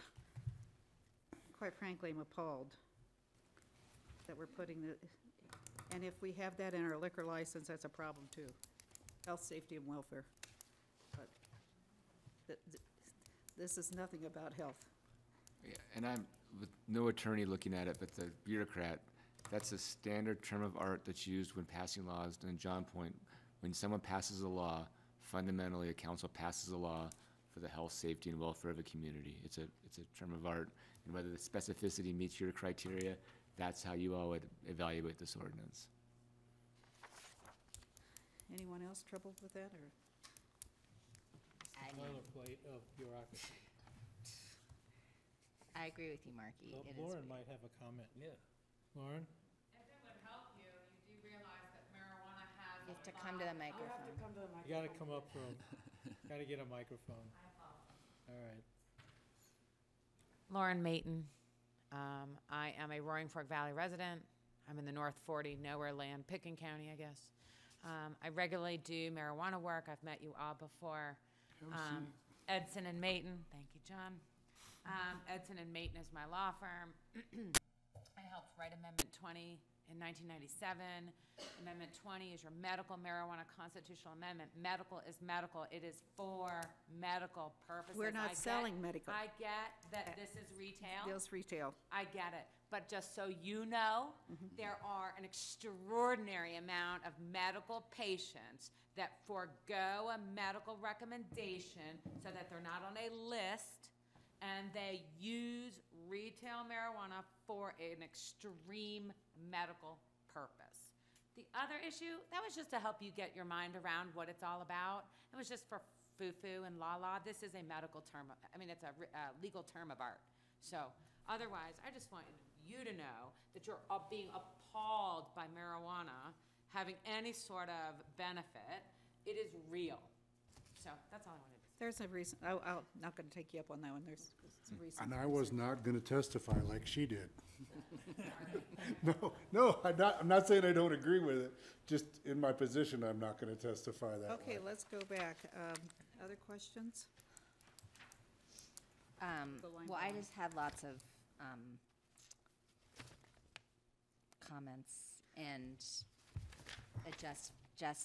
adjustments to language and things that don't make sense and all that stuff. And I Okay. will just say, because of last time we were accused of stalling, I feel like it's incumbent on everyone sitting at this table that you go through this with a fine tone. I mean, it's not, the whole point is to make it the best it can possibly be. And that's my agenda. That is the only agenda I have. So I Okay. just want to make that statement. With that said, let's go page by page. Well, I don't have anything on the first page, but line 90, you need a space between section 9.2 and 9.3. Are there lines on your copies? The ones that we got? Yeah, we have lines. It's just before Numbers. section 9.3. It's between 9.2 and 9.3. There's just a missing space. Right. So let's look at, that is at the bottom of page 58 of 126, Yep. number 2. In terms of this ordinance, I have a question, the use of the word in 143, and it repeats itself on 150. The police department shall promptly obtain and review a criminal background record. Why do we use the word promptly? Was the plan to they don't let anything sit in our police department when it comes to fingerprints and what have you. So I don't know what promptly really means. Is that within 24 hours, 72, 96? Right there. The police department shall promptly obtain. And then it goes on, the community dev department shall promptly review. Define promptly. How long do they have? There's a time frame before that. I don't see it. Wasn't it? I don't know where it is, It's but later. I remember seeing it. It's later, somewhere. there's a time frame. Maybe it's later, but I remember seeing 30 days. Shall be completed within 30 days. And on the next page, page 5, Yeah, line that's the kind of the 193. inconsistency here. What? Promptly to me is within a week, and then next page is 30 days. I would take the word promptly out. Well, the whole review process has to be done within 30 days. That's what it's saying. Within 30 days of the receipt of the complete application. So so, I mean, I get what you're saying, but it has to be within, you have to have it done, everything has to be done within the 30 days. Because this is laying out all the various things that have to happen during the review. So you can either take the word out or you can put it in a date, like a number. You got to be at the mic. Yeah, you have to come up. Renee Grossman, Little Elk Creek and Snowmass. When I read this, I assumed that you would make the applicant providing a copy of their fingerprints to the local police department. So some municipalities, they just have you fingerprinted and a background check done by the state. Some municipalities make that part of the application. So maybe that's a way to clarify that, because this is in the application being complete section, so that the applicant will be providing that set of fingerprints at the local police department. And then beyond that, promptly, I think, is somewhat up to the Colorado Bureau of Investigation. I was how going to say quickly- CBI Yeah. doesn't get everything done. Right. Sometimes you wait 30 days, sometimes 14 days. So I think as long as the applicant's required to submit the fingerprints, the police department's required to promptly request the background check, I'm not sure there's much more you can do on that issue. Right, thank you. That's very true. You can't do a timeline there. Starting at 150, when it talks Okay. about the location. What? Oh, sorry, what? I didn't hear the line number. Oh, 150. Page 4, for Yep. those in the listening audience. Roman numeral number 3. I like, so now that, so numbers 1 through 5 are talking specifically about the location of the premises, but the signage has nothing to do with the location of the premises. I think it should come out and be its own thing. I think it should be Roman numeral number 4.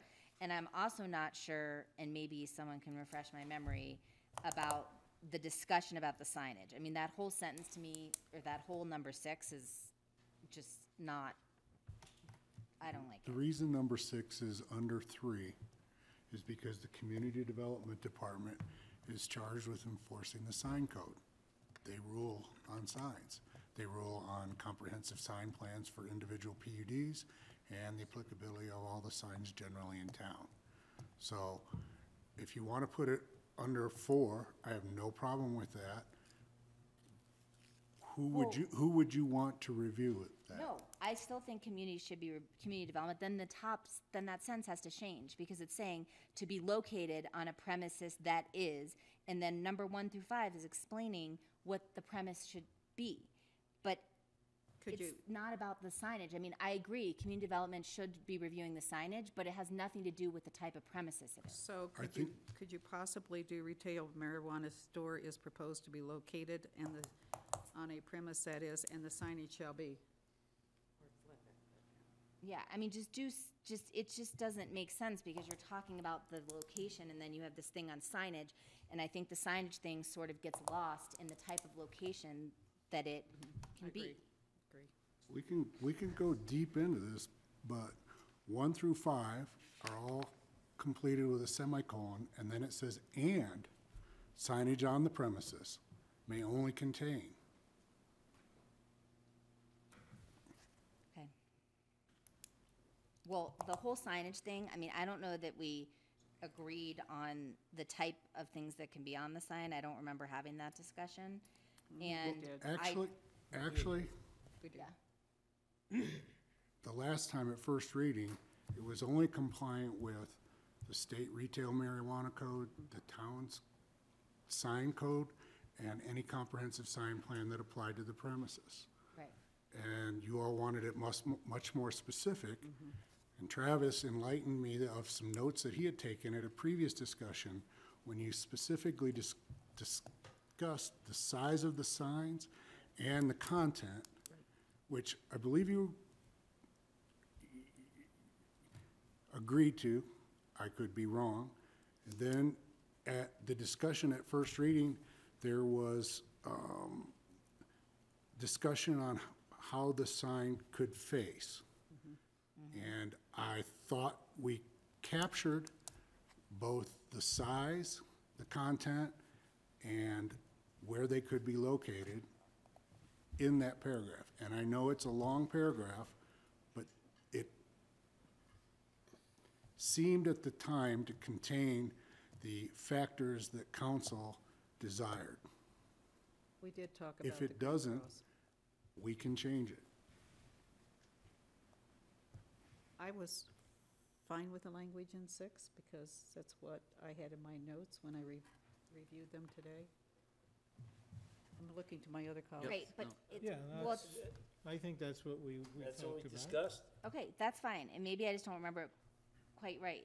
But it's also just confusing because you have the one sign on or at the front door of not greater than 2 square feet, and then it's this whole long thing, and then it says of not greater than 4.5 square feet. I'm just saying, it just is not, like, it's just so jumbled to me. It's like, I can't understand what it's saying. Like, what kind of sign, if you're talking about 2 different signs, then they should be laid out. Well, they are two separately. different signs. Okay, but, And they're explained two different ways. One's on the front door, and one's on an outside wall, on a window or an outside wall. okay, it just all runs together to me. If you guys are fine with it, then just leave it. But to me, it's just, the way that it's written, it's all jumbled. Like, I can't can't break it apart. But that's just me. I got it. Did y'all get So would it help you to put a period after 2 square feet and then a capitalize one sign to be located on the windows or affixed? And that would be another sentence? Right, well, you could say signs are, limited to 2 signs, and then have the description of the 2 signs. That's all I'm saying. It just is like, all runs together, and I can't define what's what. Well, I can assure you that when an applicant comes in for licensing, they will have They'll know. designs of their signs, and the local licensing authority will be very clear to them where and what they can look like. Yeah. which is you, the council, us, council. Any other changes? Nope. I think No. everybody else, Next page? So starting at 197, well, E, from that paragraph down, authority is now just authority, and it's not like a local licensing authority again. So all those authorities for the next, 3 pages have to be changed. what? So, Go back to that again? okay, in the beginning, it's defined as the local licensing authority. And last time I commented it that sometimes it was just authority and sometimes it was like local licensing authority. So for whatever reason, starting at 197 through the rest of the document, local licensing authority is gone and it just says authority everywhere. It just needs to be swapped out. Well, on 201, there's local licensing. Right, but it's authority. not, there's no 204. consistency. Okay. And 209, there's local licensing. There are shortened versions further down. Those will all be extended to say the local licensing authority. They will be amended all the way through. Okay. Okay, now, I want to go back. Two. I'm going back to 193 and 194, where we talk about the process taking 30 days, shall be completed within 30 days. If your criminal background check, the CBI, you're at the whim of CBI getting their crap done. That may not be true for you, but I ran a home care agency. I would be lucky to get a 14 to 20 days on CBI. So I think 30 days is pretty healthy and ambitious. And what happens if people are on vacation? Do you think it should be more than 30 days? I sure do. I was gonna go 60 days. What's normal? I don't even know what normal is. I don't know what the other codes are for other municipalities. I was gonna give up to 60 days. John, what's normal in the other municipality, you don't know? Okay, Lauren, what's normal in other municipalities? 30 to 60. And I will tell you also that, Mike? sorry, thought you asked me a question. Lauren Mayton, Edson and You're Mayton. fine, we know who you are. I was just saying that I just did a CBI fingerprint-based check, and it took, my client went to Identigo, and it takes 10 days for that individual to go get it turned around. 10 days. Well, that's one individual. Well, I've done, Okay. okay. So you want 60 days? How 30 to 60 How about days. 30 to 60? Yeah, 30 to 60 works. Well- Well, let's face it, You might as well say 60 then, because if you say 30 to 60, it's the outside limit. okay. Doesn't really matter. It's just an outside limit. Okay, anything else on page 5? Between E and F, you need a E&F? space. Yep. Okay. And then also, that first line in F does not make any sense to me. Unless I'm not reading it right or there's some sort of punctuation thing, I can't understand it. Because if you take out what's in between the comma, you're saying the local licensing authority shall consider hearing and decisions. I mean, it just, I don't know. The whole thing doesn't make any sense to me. No, that's just the second thing that's supposed to be considered. So each of those phrases that are each individual, they're individual items that need to be considered when the local licensing authority is doing its job.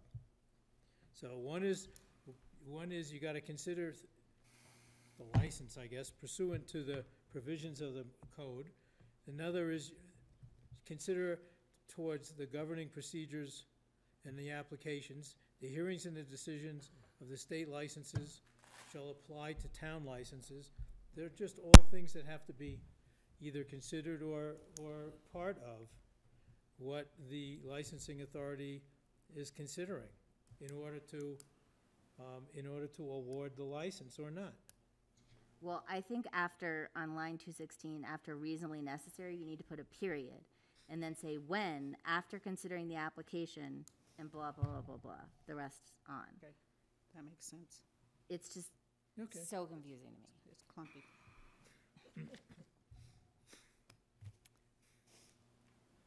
Okay, other comments, and we're on page 7. You mean 6? Yeah, oops, I'm sorry, I flipped my page.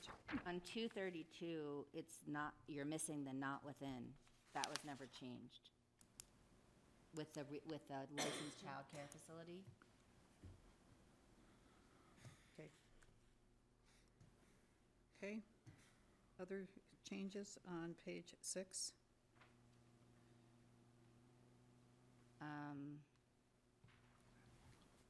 On L, Okay, line 264, I think it should say good cause period, and then capital N, no license shall.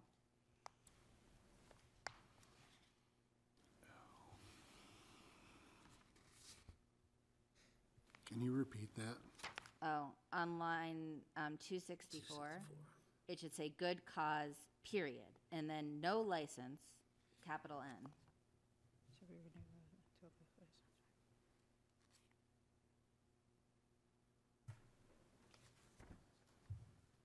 And then, and the rest of those, like through those letters, you have that thing where sometimes state licensing authority is capitalized and sometimes it isn't. So either state's capitalized or it's not. We need to pick one way or the other.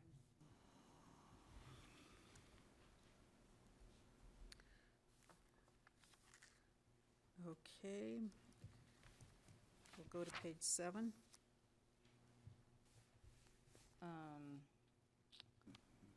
So, under A, on line 313, Okay, there. something isn't right with that. Maybe it needs to be, when determining whether a license may be suspended or suspended with reasonable conditions, a civil penalty or fine in lieu or in addition to a suspension or revocation, the local licensing authority may take the following factors into consideration, and then have the factors. It's just, it didn't make May sense. be revocation? What? May be revocation? Yeah, I think it should be revocation.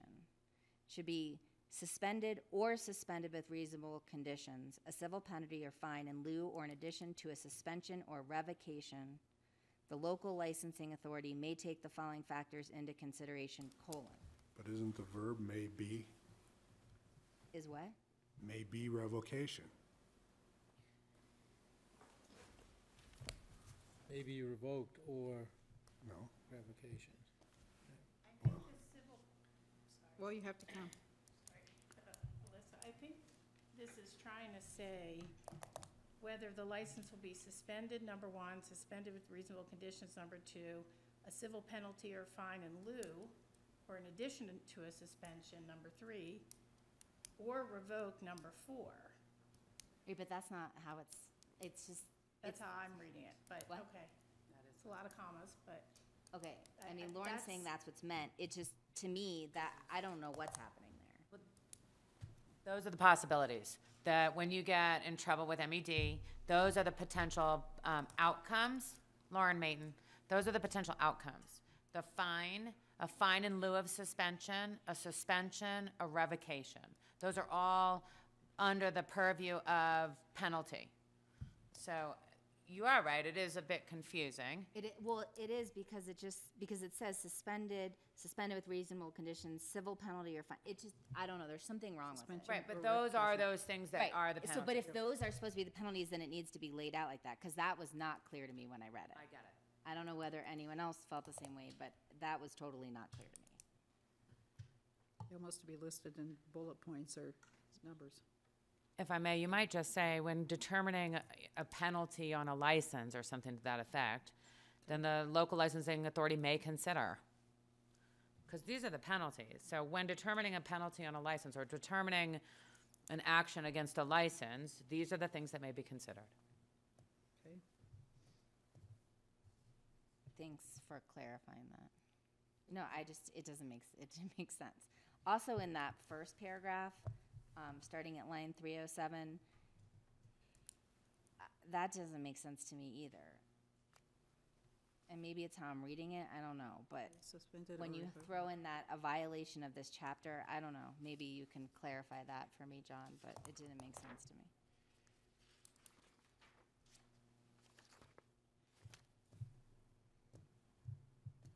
I think I was okay with it.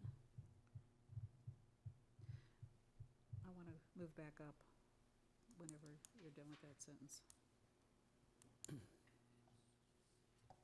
So where'd we land with that? We're gonna label them, bullet points? Bullet points or, If I may just help Alyssa out for a second. These are just the things that can happen to the license. Again, a license issued by the local licensing authority or the state licensing authority, either one, and those are interchangeable basically, may be suspended or revoked by the LLA, local licensing authority, in accordance with the MED rules, in accordance with administrative rules, in accordance with your rules. That's all it's saying. So, did that help Alyssa at all? Yeah, it's just that a violation of this chapter. It doesn't, I understand you're saying it's in violation. I mean, you could just put it more broad and say a violation of state or local marijuana rules and regulations, ordinances and local rules or whatever, I can. think the wording a violation of this chapter was throwing me off because it wasn't, I don't know, it just You're didn't. just meaning your municipal code. Yeah. So a violation of your code is all you're meaning. Yes. okay. Okay. Could we move back up?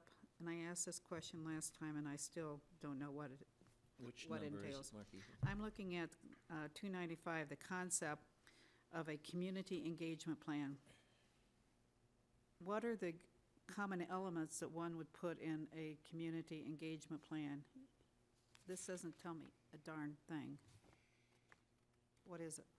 How the organization plans to create positive impacts, promote participation with the I regulator. can read that. Well, that's what the plan does. If I may, Lauren Yeah. Mayton, this is something that is often seen in various regulations. I know Eagle County has one that talks about some community engagement. Basically, it's up for interpretation. Oftentimes what happens is, as part of the application process, counties or cities were looking at what is this guy gonna do over this guy? It's kind of that moment for entrepreneurship or some thinking out of the box. And when they come up with that plan, they're going to tell you what the plan is. So, I mean, you have an opportunity to comment on it. You have an opportunity to say, we don't like your plan. But it is up to the individual It's to try to basically create. a sales plan. It's a sales plan, and you either like it or you don't. Well, I think it's trying to get to the community. It's trying to say, hey, I care about Snowmass. And guess what I'm going to do to help Snowmass? I'm going to be involved in the Valley Marijuana Group, and I'm going to be involved with the schools, and I'm going to do, you know, a meeting for parents in Snowmass. It's about engaging Snowmass. It's what you want to tell them. They want to tell you what they're going to do for you. I would think you'd have some basic components, but anyway, good. Yes, John. Well, you have the goals. Those are the goals. How are you going to measure them? How are you gonna measure them? You're gonna see what the licensee comes back with in their proposal. That's a process, that's and- not an outcome. But what this really is We setting didn't up, say we were gonna measure them by outcomes. What, John? what this is really setting up, which you all were in favor of during the discussions, is a designated manager or employee who's the responsible party for implementing such a plan. So this is the language that you get to that liaison type person from each licensee, reporting locally to the community. Remember, Lauren Mayton, you always have an opportunity on renewal or to bring in your applicant and have discussion about their plan. Hey, we didn't like your plan last year. Come up with a new one. Or, you know, you only did half your plan. We'd like to see better implementation. But where's that regulation? Well, and this is going to be one of my comments, but again, with your local licensing authority and what your duties are and on what process, transfers of ownership or renewals, who's doing that stuff. And if there is a matter for which you need to address, then maybe you need to bring them in front of I thought local licensing authority was you. Yeah. That's correct. But then I thought maybe for some things it wasn't you and it was you over there. But I don't know. And that's that's one of my comments is I don't know. We don't know as an attorney advising my clients, we don't know who that is or what that process is. Yeah, come on up. It's covered in section 9.4A, the licensing. Hi, everybody. My Hi. name's Shauna Patrick, and I'm the owner of Stash. And I was also the, Where is Stash located? we were located right beside City Market in Aspen, but we sold our location, and we still have our grow locally in Old Snowmass. So we're Okay. just looking for a different location. And I was also the educator for the Aspen Hospital because I'm also a nurse. And one of the things I would propose in this plan is that whoever you decide to give the licenses to is to always start with an assessment, a needs assessment of the community, and see where these businesses, what these businesses can target. What does the community want from these businesses? Do the mothers want to talk to, me as a nurse and as a representative? I think that's probably the best way to go about it, instead of just having the businesses guess, because living here for 16 years now, I could probably guess what the community needs, but it's just better to take the time and assess that first. So that's my 2 cents. So thank you. Thank you. Thank you. So you would suggest, I have a question, Yes, ma'am. a community needs assessment? Yeah, so the Snowmass Village, just giving the community a chance to provide their feedback for the dispensaries and address some of their concerns. If they're worried about the children, getting into the wrong hands, what's the dispensary's plan going to be to, help, as much to our ability to help prevent that? Is there education needed locally? There's definitely going to be education needed for the tourists, just like we did in Aspen, doing safe education for the use of edibles, where we basically tell everybody take no more than 10 milligrams and wait at least an hour or two, because it's very unpredictable, that route. Sorry, I'm a little nervous. I know you're a little nervous, it's okay, we understand. Yeah. So did you find that education worked? Yes, absolutely. We also educated our customers on reversal agents, such as CBD, or basically just taking an orange and cutting in half and squeezing the fresh juice. The terpenes will actually bind with the receptors in the body so that the THC can't bind with those receptors, and it will help to lessen the high. So if they take too much, it's just really important to educate people that there is, instead of going to the emergency room and having a panic attack, there are things that we can do. That's But extremely prevention is helpful. obviously important. To know. Very helpful. Thank you. Thanks. Thank you. Other comments on the ordinance? Where are we up to page 8 We're up to yet? fees. Pardon me? We're up to the fees, 9.5. Page 8? Page 7. Oh, page 7, I'm on page 8, page 8. Oh, okay. 335. Oh, okay. Line 232. Oops, don't go backwards. I mean, 332, excuse me. I think we're missing a word. Where'd it go? The decision is a waiver. Where are you? I think of 332. the licensee. Small thing.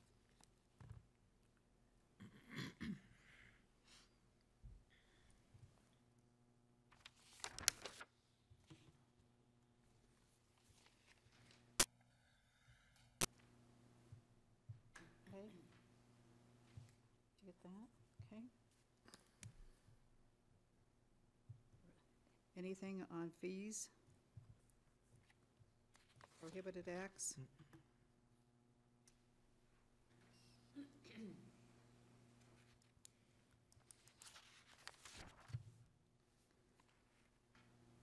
Line 367. At the end of that line, I think it should be private or public vehicles. Oh, yeah.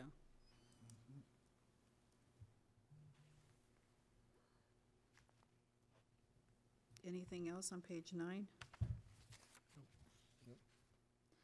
Okay, I want to go back. Lauren, you raised a good point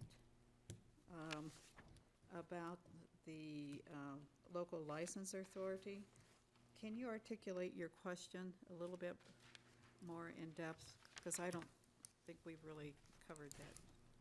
So, Here. thank you. Lauren Mayton, Edson and Mayton. So last time we were here, we were discussing the jobs that were going to be done, and as an attorney who regularly represents clients, we talk a lot about the local licensing authority. Who is it? How does that body work? How long do they take to make decisions? And who is the final decision maker? I couldn't tell again by reading this exactly how that was going down. What we discussed last time was that the city council on every single new application would be that local licensing authority. I thought that was incredibly appropriate given what I've listened to as the dynamics of this board and the dynamics of Snowmass. So I think that makes a lot of sense.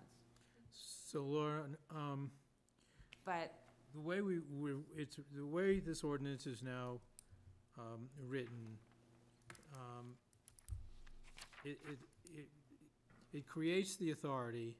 I'm on section 9.4. It creates the authority, and it says the town council shall act as that authority. And the authority is authorized and empowered to issue licenses, number one, and to promulgate reasonable rules and regulations as are necessary. So I guess what I'm interpreting as to what you feel ought to be included are these rules and regulations which we haven't come up with yet. No. I just was trying to say, based on our last conversation, that the local licensing authority is you for all new applications. Right.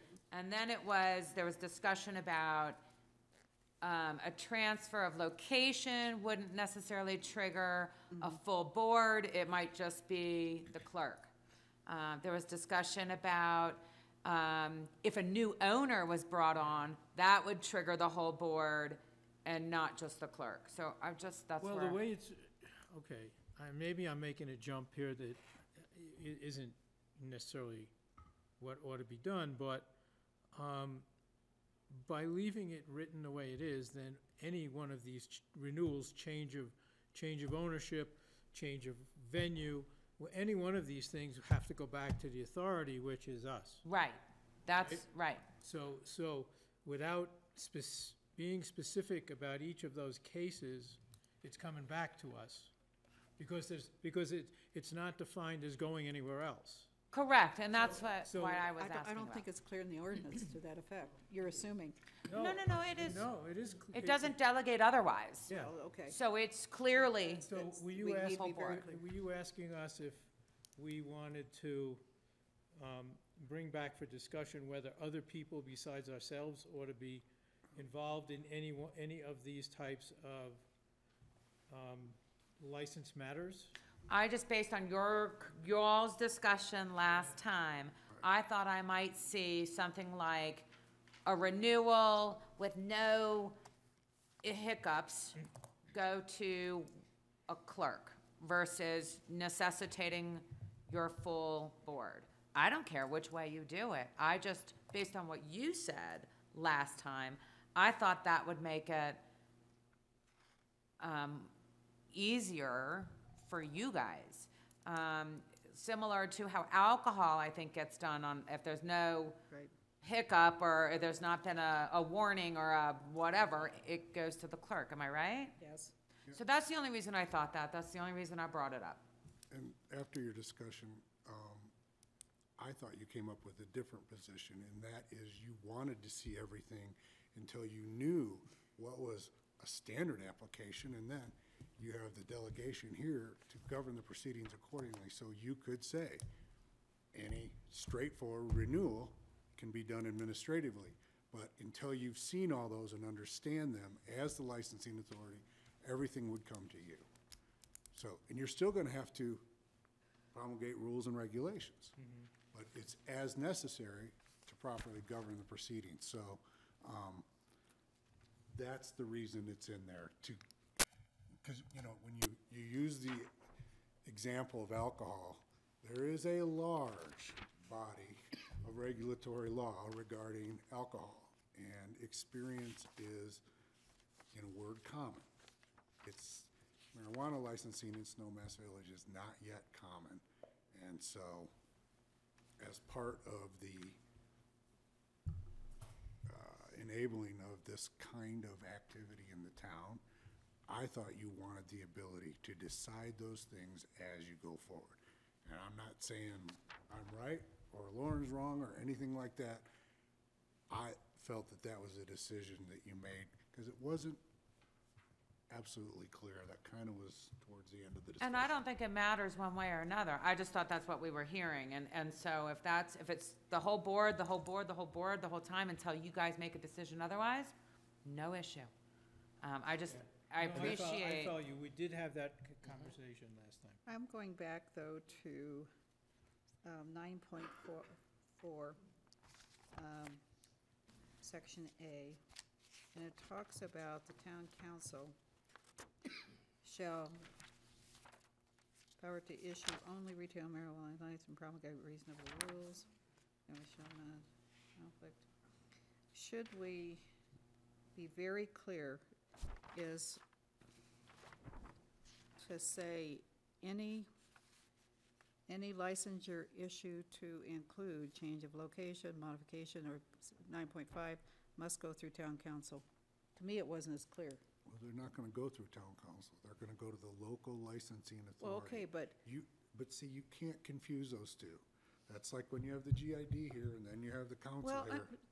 I understand that, but okay, we're serving as the local licensing authority. The local licensing authority, I don't, unless we would capitalize it over on 9.5, the local licensing authority shall review and approve A through F, whatever. Does it say? No, it doesn't say anything, because it doesn't- it's not clear to me. It only talks about the fees there. But you would like to, in some manner, relate A through F in 9.5 to 9.3A. Mm-hmm. So that there's no misunderstanding that any type of license or change to a license Goes through council. would go through the Well, the authority. Authority. Yeah, Go through the authority, Licensing. yeah. the licensing authority. Why wouldn't it just be all licensing, all marijuana licensing goes through the local licensing Yeah, authority? that that's works. probably an That easy works. way to do it. All. Yeah, so Okay. we just have to add a word there, huh? Lost on what- Well, it's all right, John, we'll catch you up when we know what we're doing. Okay, well. Um, more hearings. Well, has created, yeah. just local Any other licensing. changes, questions, Okay, and comments? local, power to issue. Madam Mayor, Oh, yeah, come on up. Okay. Yes. And I had additional ones, but I can. Yeah. Well, stay So- there. So- Stay there. So, John, well, hang on, This is a before we team go- process. Before we go, line 119, where it says, "The local licensing authority is hereby expressly authorized and empowered to issue," it says only retail marijuana store licenses. Why not just say all retail marijuana store licenses? We don't need only, just put in all. Because you're talking about medical versus retail, right? No, we're talking about retail. I know, but it's saying that we're only authorized to issue for retail, not any other purpose. But And also there's no only other store. purpose allowed. I know, but that's what Yeah, this there is is. establishing. You can't There- change this. But Yeah, there is, there's a whole bunch, yeah, but not and in you don't our, want those. but not in our ordinance. It doesn't matter. But you're granting the authority to Okay. the local, oh God, I can't even speak anymore. Okay, only and, Local licensing authority, and that's the only license that they Okay. can grant. Right. That's what your ordinance says. okay, only and all retail marijuana licenses. Why all? Yeah, why, I don't, Because that means, because Who that, else can do it? Bob, I think the issue is that you want to make sure this document, and I think it does, states that the local licensing authority oversees the issuance of the retail marijuana stores, any change of location, modification of premise, all or of that. change of ownership. I'm just trying to help out the mayor, because she I was she fine. felt I it wasn't- got it. I There. believe it says that in here, but those are kind of the things we can do that require approvals. Gotcha. Okay. Wait, I had some questions and Okay, comments. go for it, Lauren. Okay, not to bring up a sore subject, but back on page 4, line 153, I think where the confusion in the verbiage is if the colon went after to ascertain that the marijuana store, colon, and then the first 4 say, is in a proposed location that is, blah, blah, blah, blah, blah. And then number 6 would be, has signage on the premises that may only contain yada, yada, yada. I think that corrects the And I had grammar. it differently. I had that the store's proposed signage and location meet the following requirements, colon. Yeah, so it's just, I think that's where Alyssa was It getting. just in my- bugs me that 1 through 5 is specifically talking about the Right. premises, and signage sort of gets lost down the way. Well, it's fine because it's part of your land development code and the community development director. I think it's just the language. Right. One question I had is, on number 5, so line 168, when it says not a first or primary level storefront location, does that pertain to the mall and the center only, or does that pertain to everywhere in Snowmass Village? It applies to everybody in the marijuana district. Okay, so for example, if someone put something at the Conoco, it would not be on street level. Basically, the Conoco building is out because of that particular line. Well, that's my question. Unless they No, built not a if you have it second at the floor. Unless they build a second floor. Right. Okay, I just wanted to make sure that that's what your intention was. Okay. On number 6, as someone in the industry, you probably will be surprised for me to say this, but I really don't like green crosses. They're awful. I think that they undermine the integrity of the industry and they're completely unnecessary. I know there's some belief that people need them to find us. Trust me, people will find you.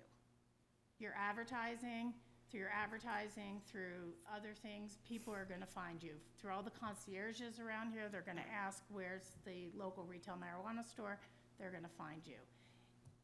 I have sat through countless meetings here where there's so much concern about making sure that this is not overly visible in a kind of tacky way, and I think green crosses are really not necessary. They're tacky, huh? I personally don't like them. What would you I'll use? be honest with you, in my early days, I put a marijuana leaf on my logo. I have since removed it because I don't think it's necessary anymore. And, you know, we have T-shirts. People can't go to work wearing a T-shirt with a marijuana leaf on it, so we use it sometimes we don't. But I don't think you really want green crosses all over this town. So you think just the name of the store would be appropriate? I think that the I see name some of the heads store back would there be saying yes. appropriate. I think you also have to, I know there's some questions about the legality of limiting the content of signage. Some towns have said, we don't care what that says, we're gonna go, you know, full force like Carbondale. But you also have to think about, like, what if somebody's logo has a marijuana leaf in it? Are you okay with that? Or do you wanna just limit it to the name? But I think that a green cross, that is what's gonna make it look like, oh wow, that's a marijuana store right in front of me. Then my next question was just about, Let's talk about each one of your points as you come up.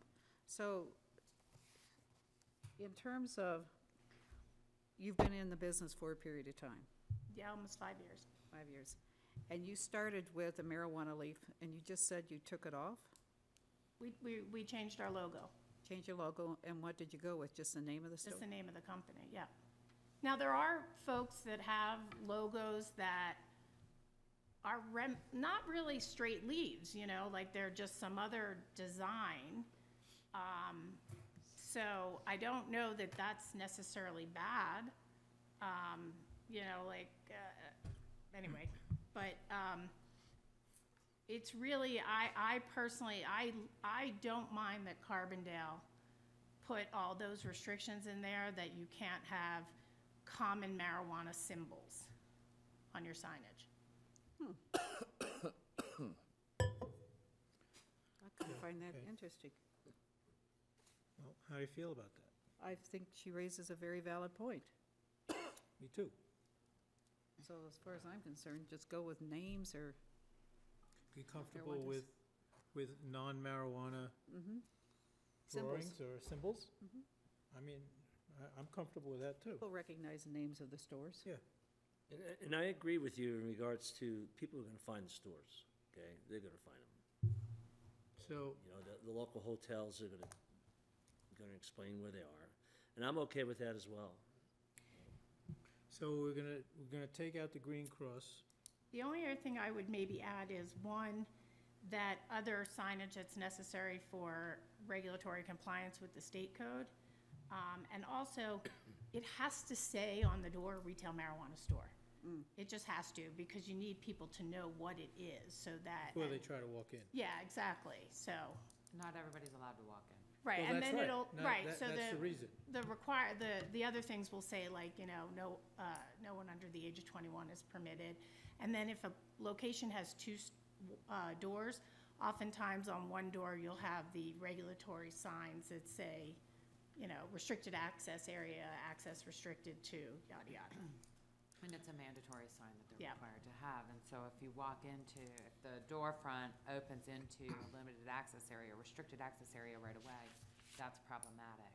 And there has to be that additional sign on the outside. So do you separate the regulatory signs from the marketing signs? Advertising signs? Yeah, What do you call your signs that advertise your business, you know, on your buildings? Okay, so I'll give you an example. In Carbondale, in Carbondale on this, the door, because that's kind of what you modeled after, right? We're allowed a 2-foot sign. That's just our name.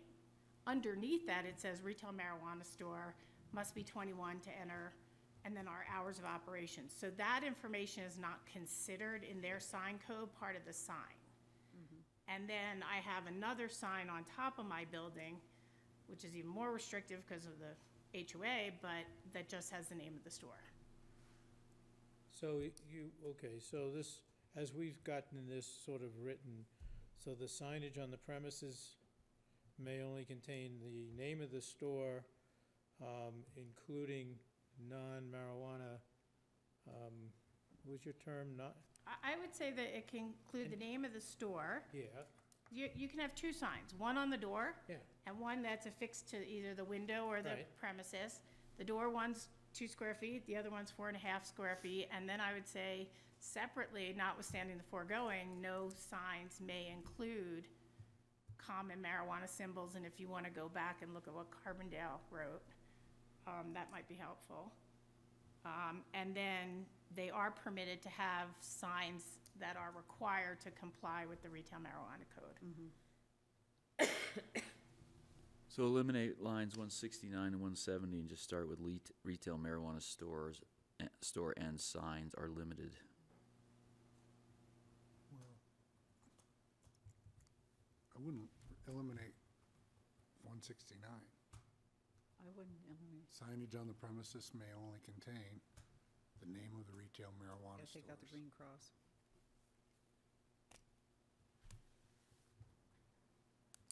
Maybe Okay. add and includes the words retail marijuana store, I don't know. I think I would add that down under the state retail marijuana code. All signage must also comply with that. I think that's like implicit there, that you have to have your restricted, access restricted and 21 to enter. That, I think, is implicit there. And in my review of this, would not be included in your 2 or your 4.5. Okay. Okay, Because it says also. okay. The next, That's the way I read it. Okay. And all I've done is eliminate the green cross and. Okay. Everybody good with that? We have not addressed the common marijuana symbols. I do like the language, does not include any common marijuana symbols. well, that can include common, I mean, yeah, oh, you're right, does not Yeah. include. Does not Does not include Yeah, common marijuana Yeah. symbols, yeah. okay. Okay, what's next?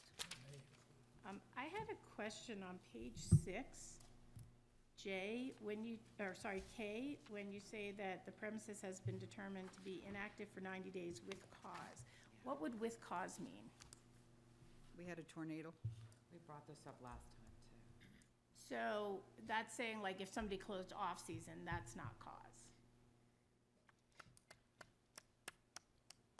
Well, you raise a really good So there are question. lots of reasons why a store could close for 90 days. One being a suspension from the state, not that they're generally that long. But other reasons why a storefront may close. One of the reasons could be they have a bunch of bad product that the MED has to come in and take away from their shelves or something to that effect. But there are reasons. So last time when we addressed it, I asked what kind of cause we were talking about. I'm wondering if it should be without cause. Right. Perhaps. I think, That would make a lot more sense, that it's closed for 90 days with no cause at all, meaning they've basically abandoned the Neglect. business. I think that's what it's supposed to be. the reason, if I recall correctly, the reason you determined or decided to put this in was, again, going back to Carbondale, because they had a situation where 2 of their licenses never opened. Yeah. And they sold them for several $100,000 and the town got no money. But they managed to get renewed. And then one of the other licensees basically just shut his doors. And then, so again, the town's not getting any money, and then it comes time for renewal, and he goes and opens up again.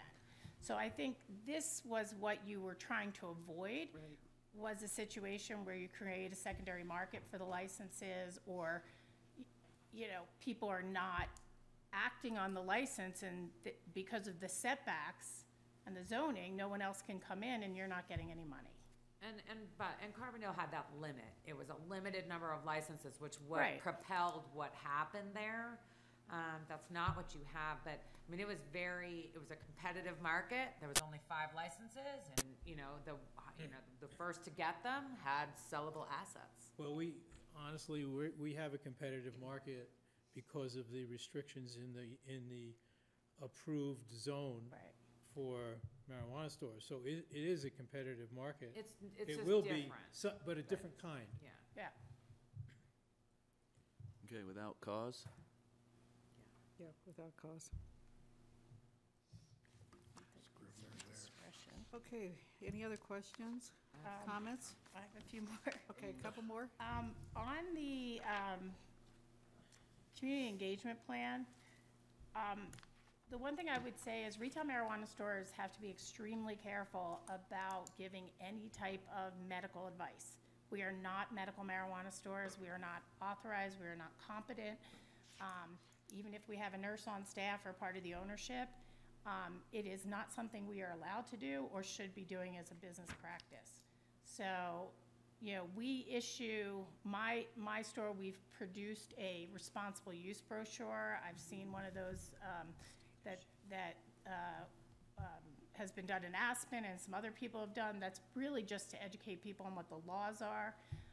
We have a brochure we just issued that explains the cultivation practices of people we buy from, so people know that they're not getting pesticides and chemicals with our product. But we really have to be extremely careful. We are not allowed to dispense medical advice. It's good to know. Yeah, come on up. Sure, Shauna.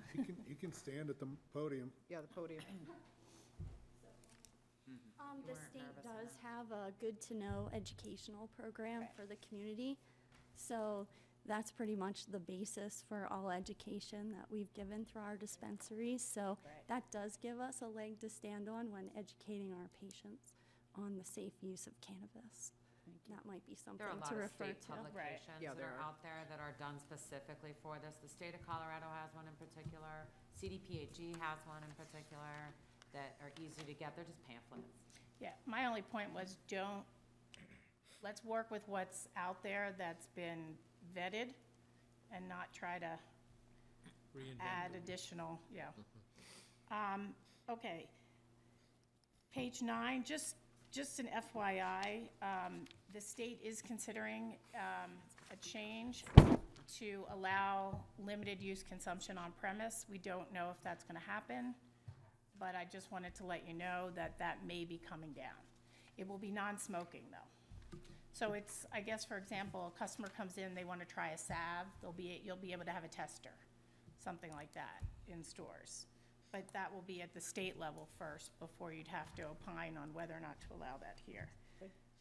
On the advertising F, is this just within Snowmass Village? Okay. That's all I had, so you have more. I have some more. Okay, Lauren? I'll start where she left off, on advertising. That's on page 9, the advertising to the general public, not limited to blah, blah, blah. There are rules set in stone right now for advertising relating to marijuana.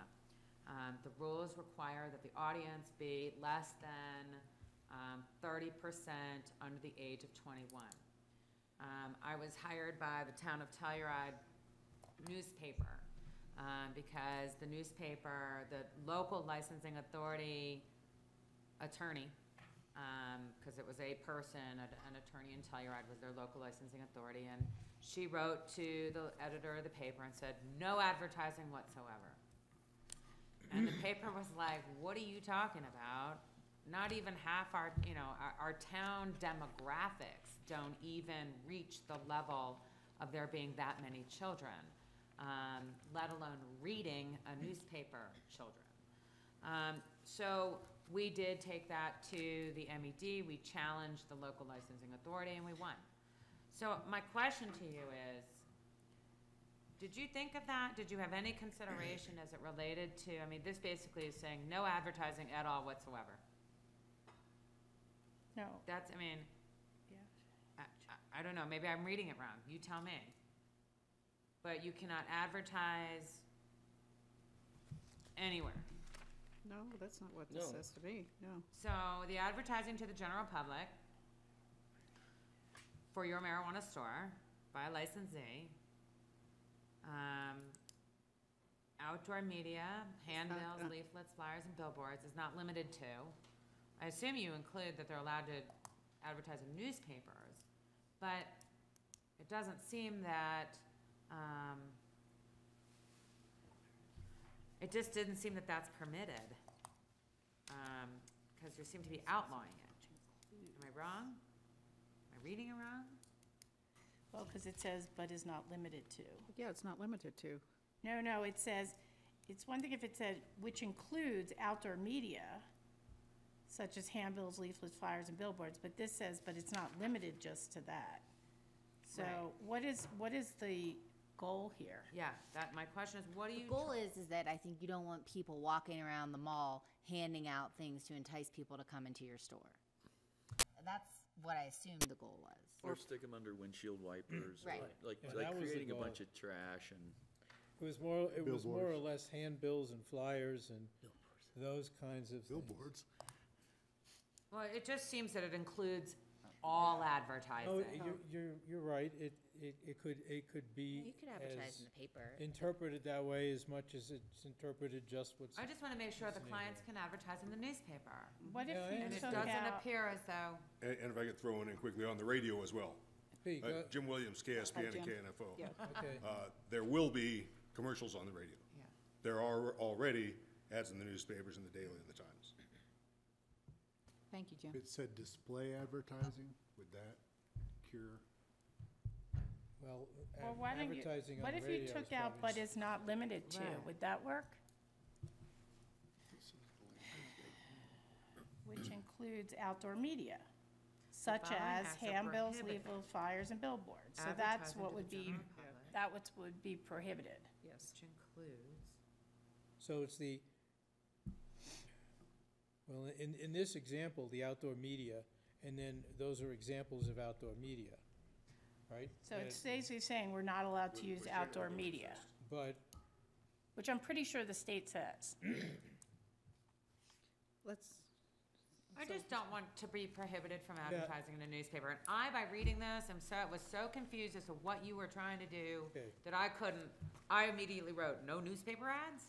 I think we're trying to limit outdoor media, or prohibit outdoor media, all not the limit junk it. that people Right. want to pass Prohibit out. outdoor media. Like going to a Thursday night concert and having someone hand you a leaflet. That type of Okay, thing. so I think that's what we were trying to prohibit. And if we took out is not How about limited, coupons? Anything. right, it's not limited, it just says Got the point. includes, That would make me a lot happier which because includes if you outdoor media. limit it to these things, that would be one thing, but not limit, I mean, I was just like, wow, you can't advertise anywhere, or for anything, or. Okay, other points? Yes, ma'am.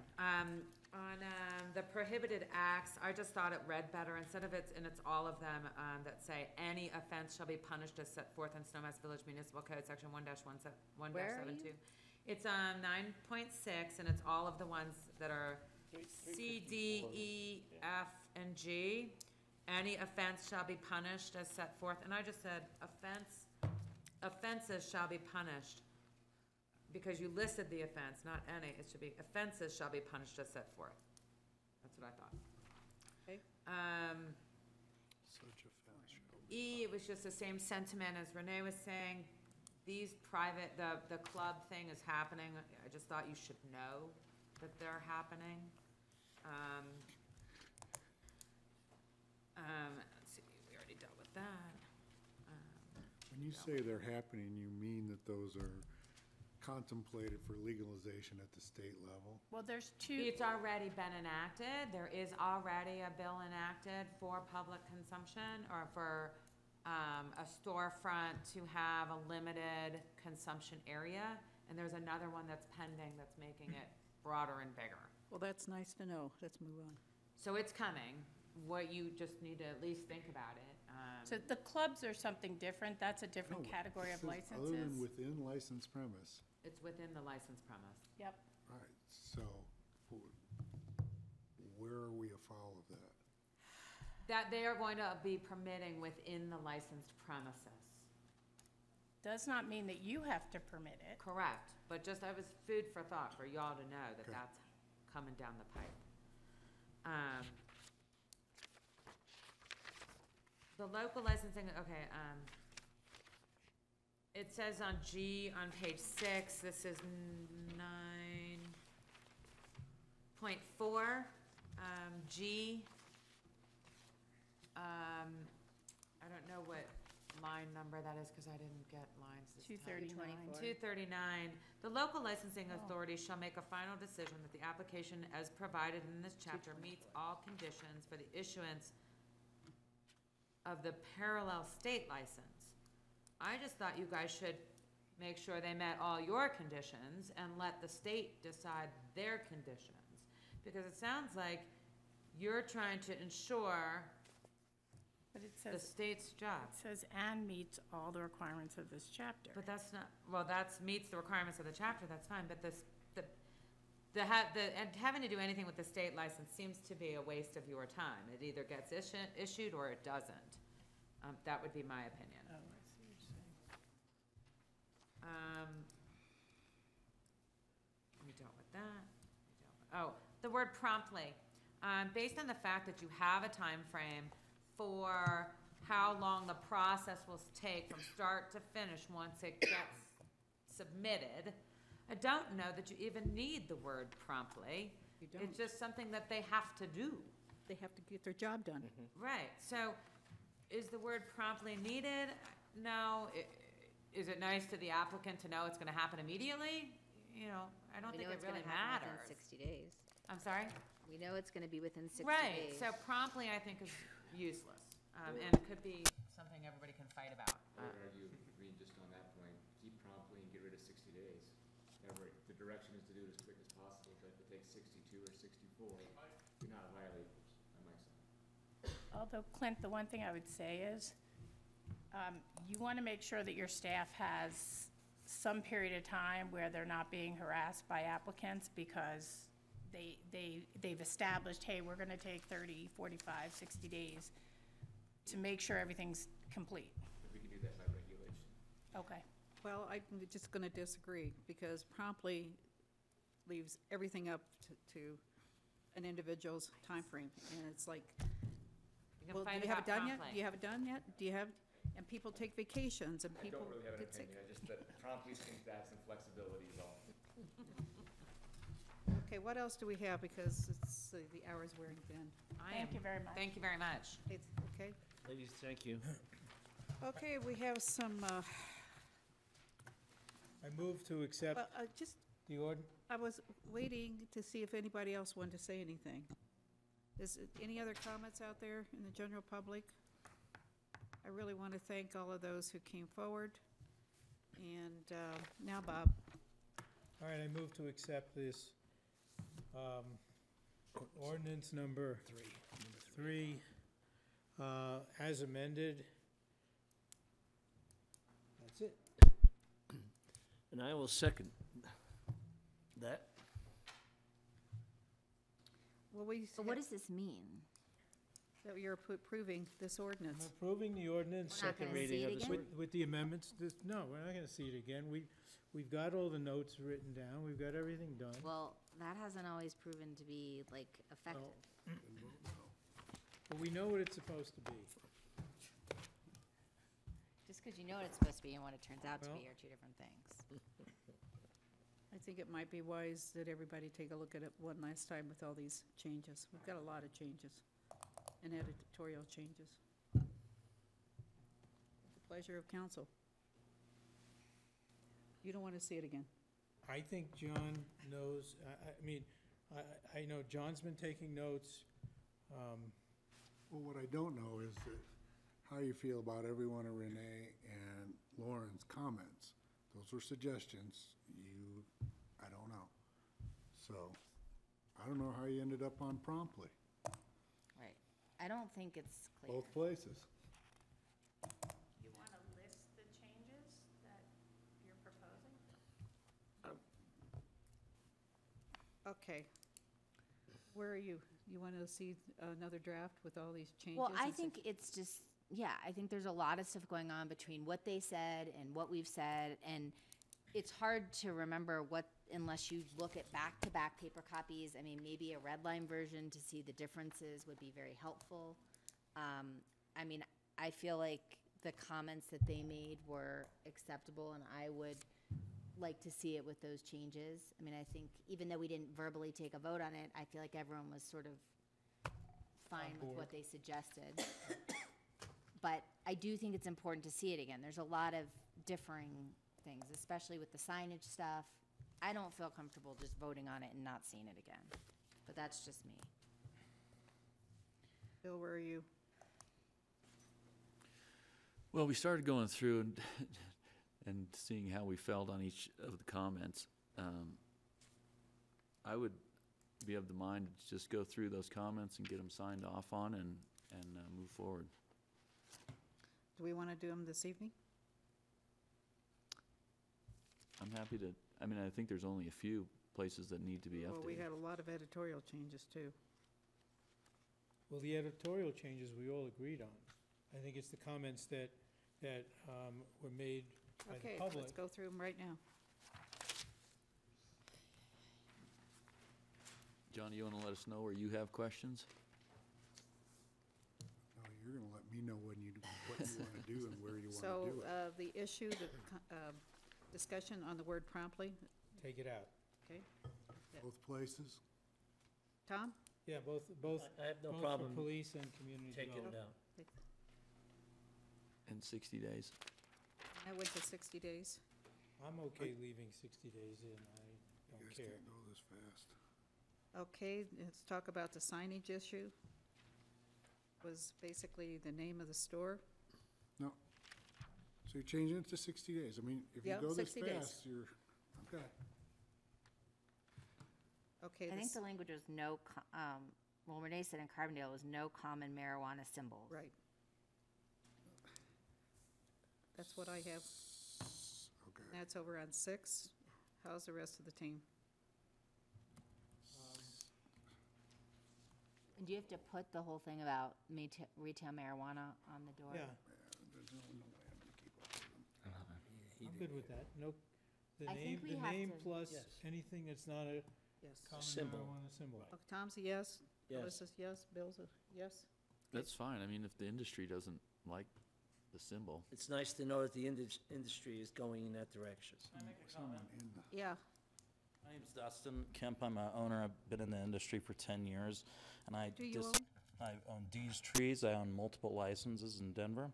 And I disagree with her comment on the tackiness of the green cross. It's been a staple in the industry for a very long time, and it's kind of a stands point of what it is. I don't think a Bud Light sign's offensive on a liquor store, so I just disagree with the green cross thing. So, thank you. Thank you. Thank you.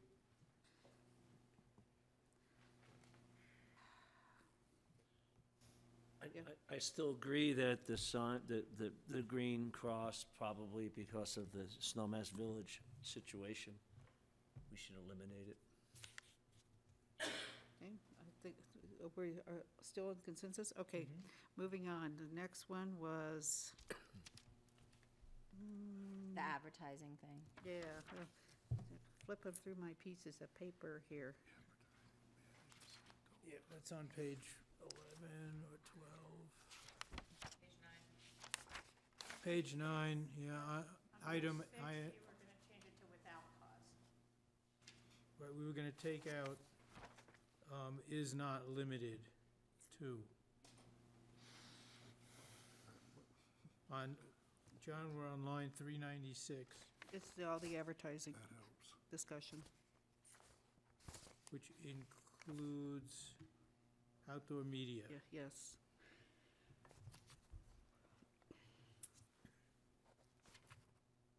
Okay, those are the big ones, and then everything else is pretty much Okay, editorial, correct? well, there was a small one on 9. Let me see if I can find it. Yeah, 9.6C to to G, What line? a lot of lines, Well, can you give the starting line? 380. Okay, So the suggestion was to change any to, in any offense, to, Offenses shall be punished.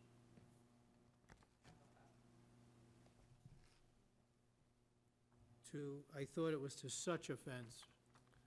It's really offenses shall be punished. Oh, offenses, okay, that's fine too. Offenses, drop the word any. Make offenses plural.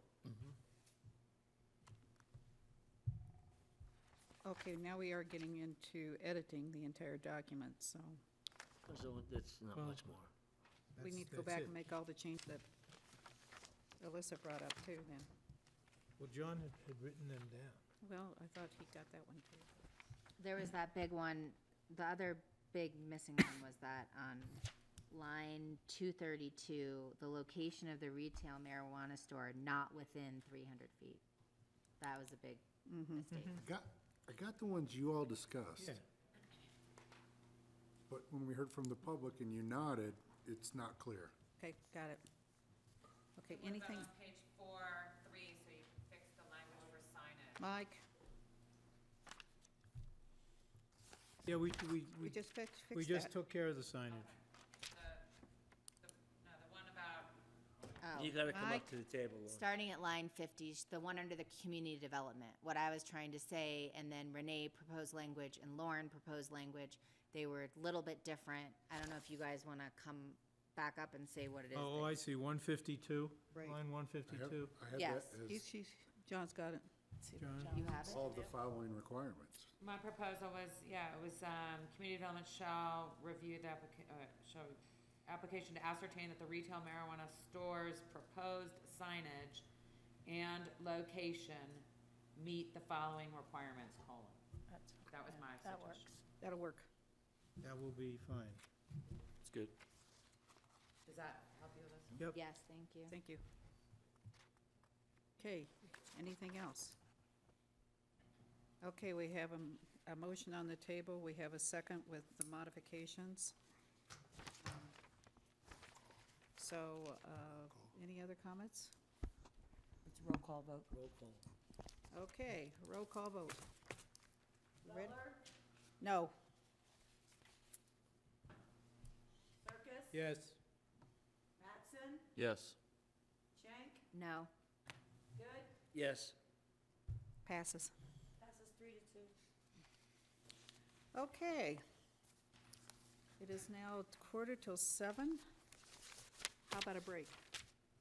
That'd be really nice. Okey-doke. Thank you all for being here. Thank you for your help.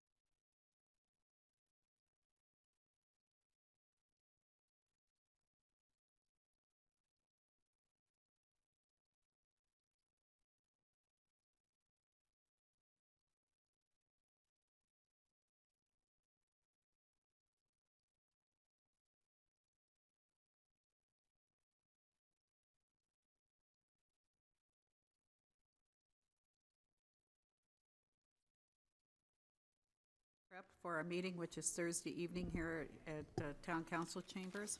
With that said, I'm going to turn it over to Dave Pesicek. Mayor. So this is, as was noted, the preparation meeting for this Thursday's meeting with the EOTC. There's a few different headlines that I'd like to cover tonight. I promise I'll keep this as brief as possible. You guys have had a long night already. First is going through the October 18th decisions reached and getting any comments back from you or corrections from those notes. It was only a couple pages. I'm assuming you all received the full EOTC packet.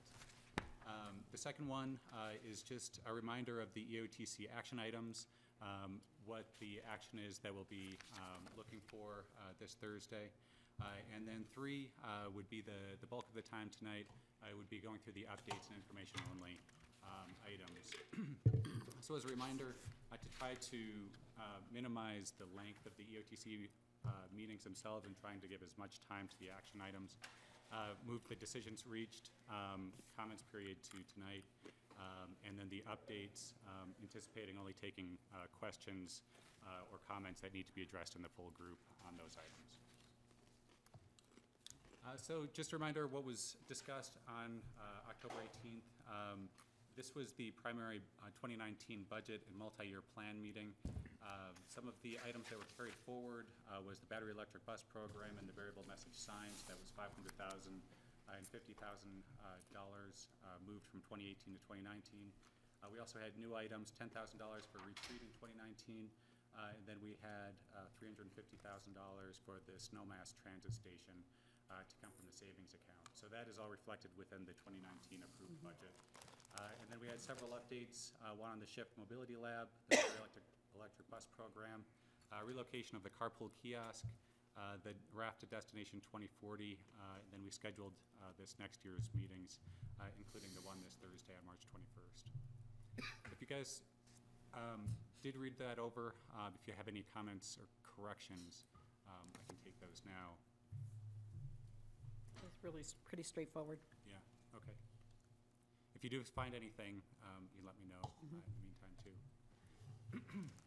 In terms of the EOTC action items, so there's four major headlines coming up this Thursday. One is the budget impacts from the passage of RAFTA 7A. So if you'll recall, there was a ballot measure on this past November.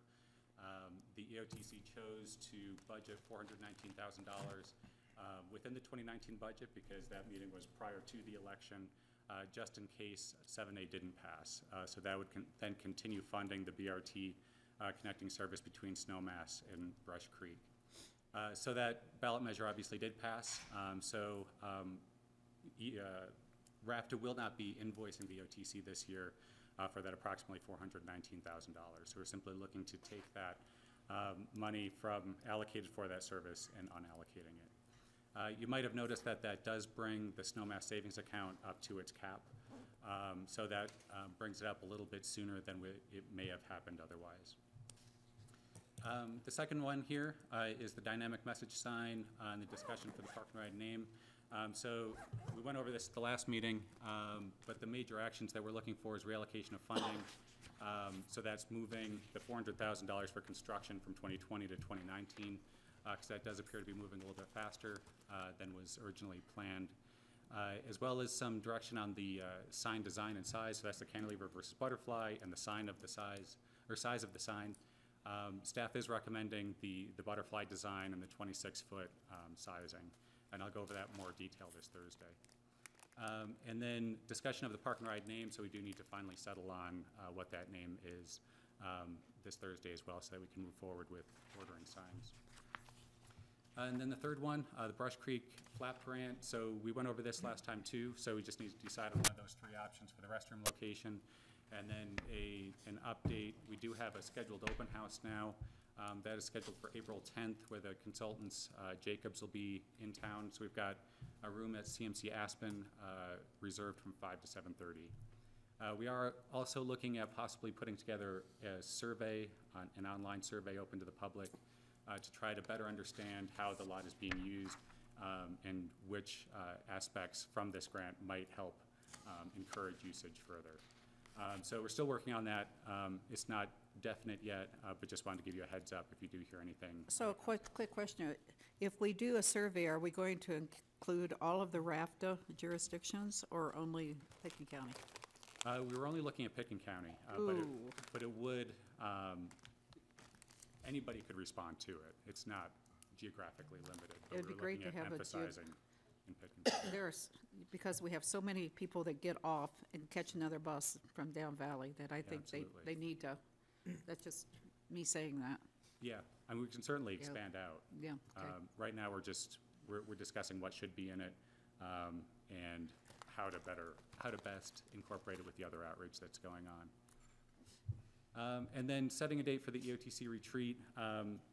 We do need to set that date. Just to give you a heads up, I've received just a few dates from the Board of County Commissioners, and so far it's looking like August 9th is coming up high on that list on that side. Haven't heard anything from the City of Aspen yet, but just to throw that out there as you're looking at your calendars. Dave? Yeah. I just want to take a moment. I want to go back to the impacts of the RAFTA 7A. Your comment that because Snowmass is not going to be required to spend the $209,000 for the 15-minute service during the off-seasons, that Snowmass is capped out. And in fact, we couldn't get the full benefit, the return, the credit of that $209,000 because this savings account thing is capped out. So I would like to bring up for discussion tonight, doing something else with that $209,000, such as considering changing the headways on weekends to Snowmass from the intercept lot. It seems to me that rather than that money kind of disappearing back into, into, I guess it goes into Aspen's, actually probably goes into Aspen's savings account, that we use it for operational purposes to improve our operations, our operation times in and out of Snowmass. You have continuous buses during the high hours from RAFTA, so what are you suggesting? Well, I understand that on weekends, there's 30 minutes after, 6 o'clock or something in that range? Later in the evening, this frequency gets less. So I think what Councilor Circus is saying is that's $419,000 that goes towards the 15-minute service now could potentially be reapplied to continuing to increase the service level to the town. Sundays are low, evenings are low. You guys would know the schedule better than I, but in order to, if instead of saying, hey, let's put this dollars back towards capital, which is what the budget would have this do, it's like, let's keep this 419 going towards operations that could continue to benefit the community. That's a larger discussion. I'd like to see some data on ridership. Yeah, and I think that's what I think Council Circus is saying is, before we say let's go on back here automatically, let's explore some of these opportunities. Yeah, I mean, I'm trying not to lose it, because it happens to be a use it or lose it situation. The funding is still within the EOTC. Yeah. So Yeah, but it's not, but it's no longer Snowmass Village's funding. So it was 50% above the line, 50% below the line. Yeah. Below the line is coming from Town of Snowmass. That full 50% though can't all go back to Snowmass because of the cap. So some of that does go back to the Aspen savings account. Right. That begs a bigger question, is the cap, which I'm sure is going to be discussed at the. Well, that's a bigger question. Yeah. Cap So needs to go. with the retreat coming up, Yeah. part of the lead up to that is an environmental scan, and clearly the savings accounts and for lock boxes, or that whole setup, I think is ripe for discussion. Sure is. And so I'm anticipating that being listed on the items in the environmental scan. Once we, and this is the way I'm envisioning this, is using the full list that's of everything that's out there. So operational items such as the lock boxes to the entrance to Aspen. So everything that's been thrown out there, this is all time and money for the EOTC. Being able to go through the exercise of establishing mission, vision, and values, and utilizing that background to prioritize what that list should look like and what me as your staff should be tackling first. Because I can't take on everything. We don't have enough money to tackle everything. But I do anticipate that this lock pocket or savings account issue will be high on the list. Particularly just looking at the budget a few years down the line, if things progress as they are, the full amount is to be withdrawn from the Snowmass savings account within the next few years to go toward the transit center. Right.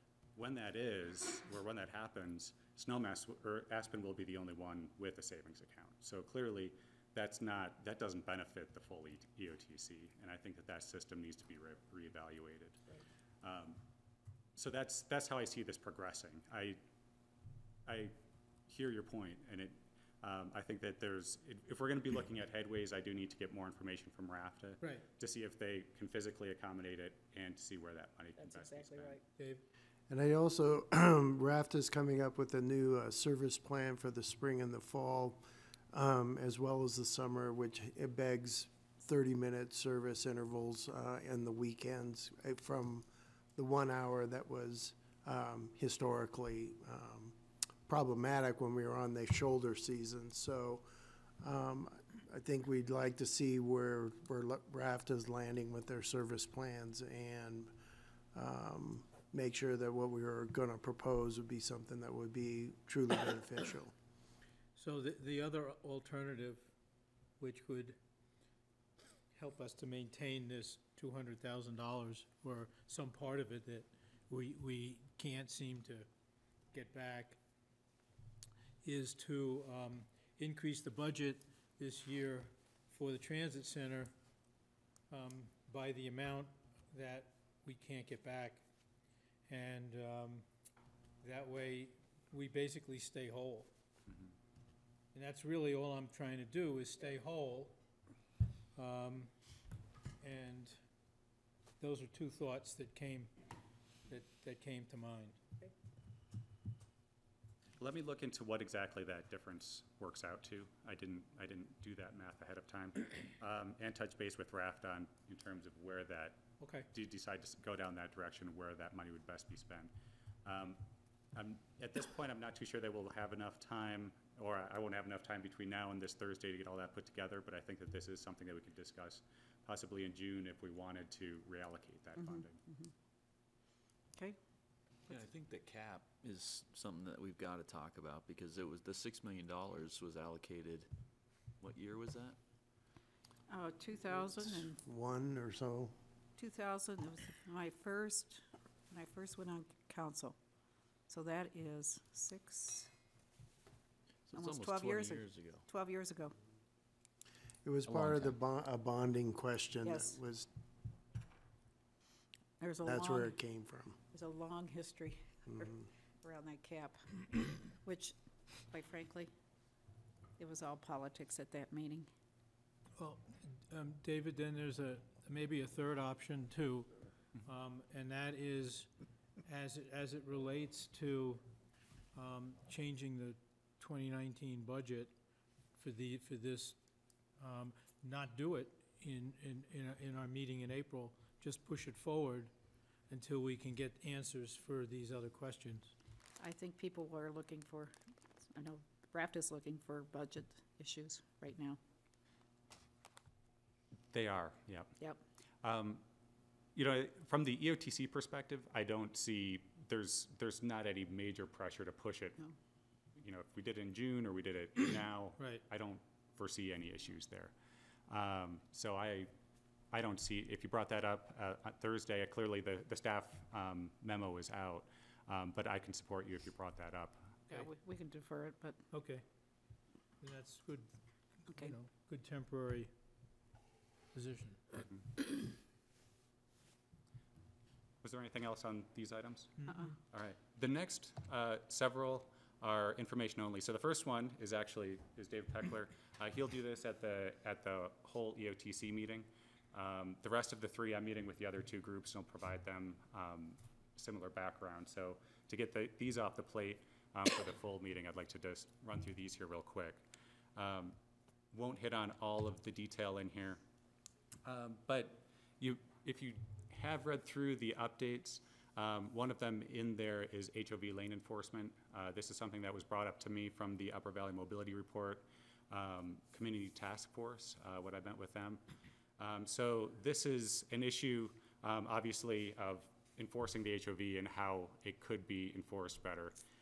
As a little bit of background, they were established as part of the EIS back in 1987, built between 96 and 2004 as part of a TDM measure to increase transit efficiency and encourage carpooling. The lanes are in the right lane for the RAPTA buses to make it easier for them to get on and off. I did meet with the Pickens County Sheriff. The reason for the lack of enforcement, he understands that it is an enforcement issue, but I think the reasons are self-explanatory. It's a short staff, and when you're running a sheriff's office, life, safety, and property are your top three items. Enforcing the HOV lane is oftentimes falls shorter or falls lower on the priority list. You know, I think about this HOV lane enforcement as more or less, you know, coming into Aspen. But it also, I mean, would it also apply all the way to Basalt? So this is under an EIS and ROD from Basalt to Buttermilk. Right, Basalt to Buttermilk. So that's the section we're discussing here. Yeah. Oh, Past that point, not the section from Buttermilk to the roundabout? oh, those are bus lanes. So that's a separate EIS and a separate ROD. Right. Okay, That's dictating those. thank you, that's helpful. So there's several possible ways. One is to increase staffing, obviously. That costs money to help increase compliance. The other ones are increased education campaign. So as a part of the DMS, I do have messages in there that we could display during HOV times that just helps get the point across that it is an HOV lane, because I think sometimes those smaller signs get lost. And then automated enforcement. I did look into this a little bit. This was something that Joe DeSalvo brought up. And from what I can tell so far, it's not currently used within Colorado. The technology is pretty new. It's just experimental in the San Francisco Bay Area right now. So I think that there's some technology issues, legal issues, and certainly social issues, and the Big Brother issue. David, also, Bob brought up the point of the HOV lane. Going down Valley, when you pass Gerbosville there, and the HOV lane is actually on the right side, where, you know, where people are trained, and as the law is, get out of the left lane. Yeah. Right? So it kind of contradicts everything that's going on. The reason why the HOV is in the right lane is because of the RAFTA buses go down Valley, so they're close to the bus stops. Well, I understand. That's the No, story I behind understand that, but, you know, but that's not a bus lane anymore. It's now an HOV lane. Well, that's even on the HOV lane. HOV, way back when, was decided all the way up and down the valley, HOV would be up On the for right-hand side. because it's close to the bus stops. Well, I Yeah, get that yeah. part, but I mean, but in the same token, you've got people trying to educate people to stay out of the left lane. It kind of, I think it kind of contradicts the things, because a lot of these people don't understand that there are bus stops on the right lane. They're just hustling down the highway to beat the traffic behind them or beat the traffic in front of them. And they're in and out. Yeah, and so this is one of the items that I see on the environmental scan list is what are opportunities, would we even want to move those HOV lanes? So like I said, when I've got these meetings with FHWA and CDOT coming up to discuss what with those rods and the EISs, what the degree of leniency is. But I'm not clear on that yet. Hopefully we'll have more information. Might be clearer by by retreat time. NEPA is inherently unclear, but we'll do our best. Is RAFTA invited to the strategic planning retreat? We haven't made it that far down the road to set up a list of who's invited, who's not invited, honestly. But certainly, yeah, no decisions have been made. So staff recommendation at this point, I can continue to look into the use of the variable message signs by CDOT and continue to get messages approved through CDOT for our controlled variable message sign.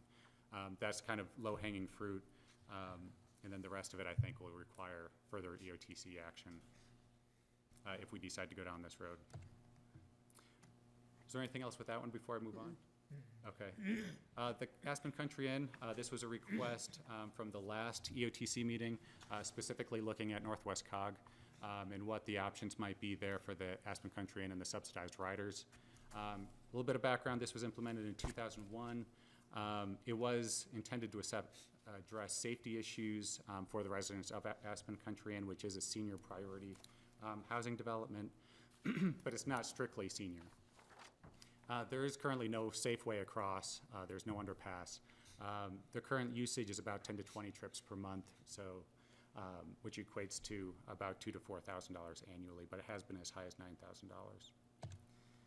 There's currently 3 different options. Obviously, the RAFTA bus, standard service, pick-and senior van, and non-emergent medical transportation. I did have a conversation with Northwest COG. They do operate the mountain ride, but they don't actually operate buses.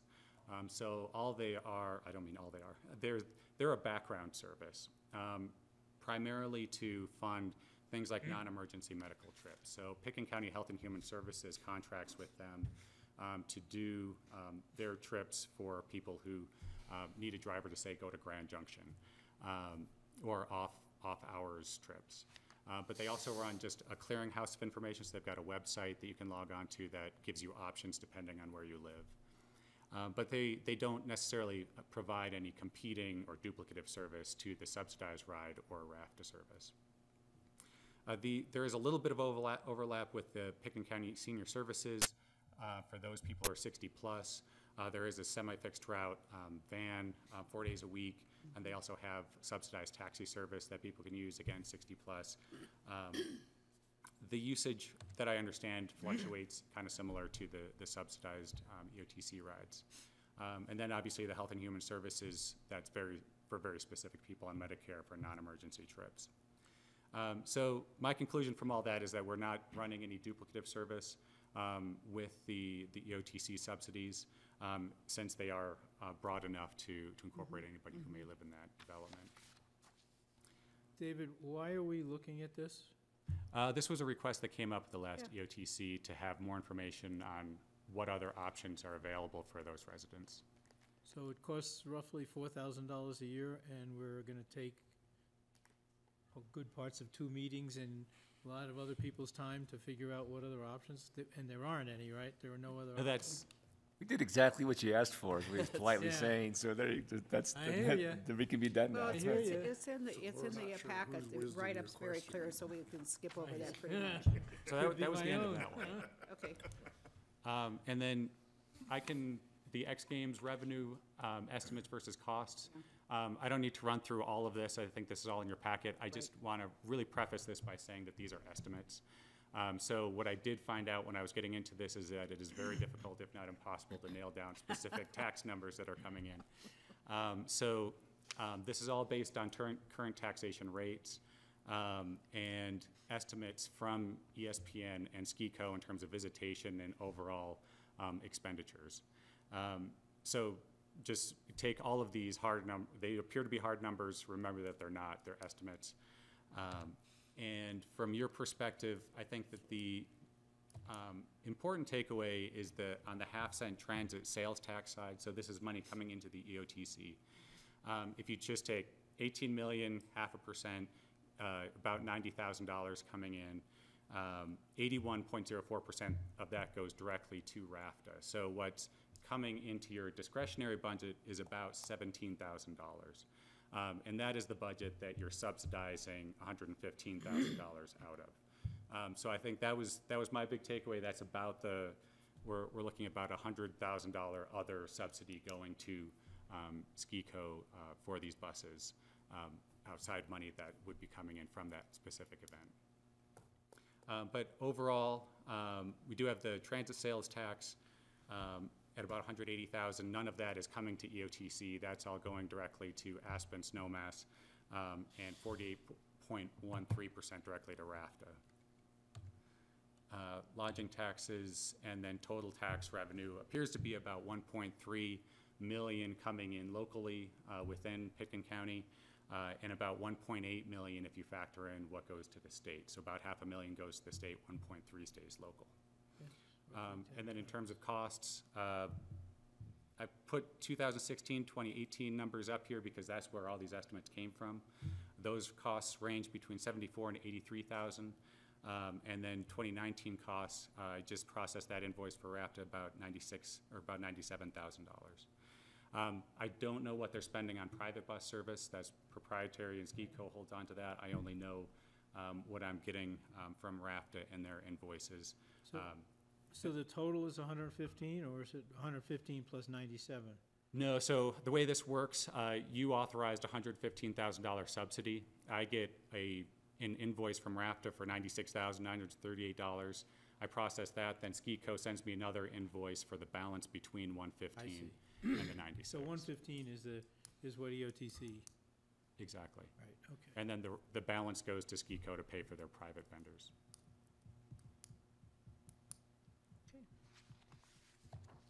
And then on top of that, Pitkin County's charged for additional police and. That's actually a good point. I didn't factor any of that in terms of overhead for, emergency services, sheriffs. It's often brought up that there's increased publicity around X Games, which there obviously is. That's a much more nebulous number to try to figure out. So that is not in any of these calculations. And the town contributes directly as well. We contribute directly. So, but that's, again, over and above and different. So that's what I had for you tonight. We'll see you Thursday. Yeah. Any other questions? Dave, anything? Just on the transit, mall transit station, we are getting close to having a look at the 3 conceptual designs that are very rough. Once we sort of fatal flaw those, we will be bringing those to you and the public for review and comment before we land sort of a next round of what are we really going to focus on. So the project's moving forward, and maybe by June, getting to Bob's earlier comment, is we might be getting closer to where we have a rough idea of what total cost for the project would be, and that might be the time you want to talk about the cap. Any questions for Dave or Dave? Okay, see everybody Thursday. Thank you, guys. Thank Next you is both. the update on the Owl Creek and Brush Creek roundabout. Ann?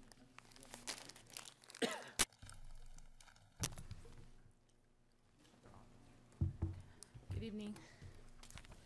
I will keep this short. I was going to say, can you do it in 5 minutes? I can. Basically, Don't be rushed. Travis, where is this? It's in Adobe. There we go. Found it. In your packet was a memo just basically updating you where we are with the project. One of the items that we've talked about was revisiting the conversation. Sorry, Ann Martin's Public Works Director for the town of Snowmass. I think we know who you are. Okay. For the viewing public. Thank you. So one of the topics that we've talked internally, and we thought it would also be beneficial to talk with the council and discuss this part in the conversation, is as we are going through the design process for the intersection of Owl Creek Road and Brush Creek Road, as you may recall, back in 2014, there was a study done that basically provided a mini roundabout as the option. I call it the small roundabout. Mm-hmm. The conversation was, internally we've had a lot of conversations about the operations of that, as well as what would it look like as a standard size roundabout. So we thought it would be beneficial to overlay those 2 options on top of each other so that we would vet that conversation, and basically that's what was included in your packet.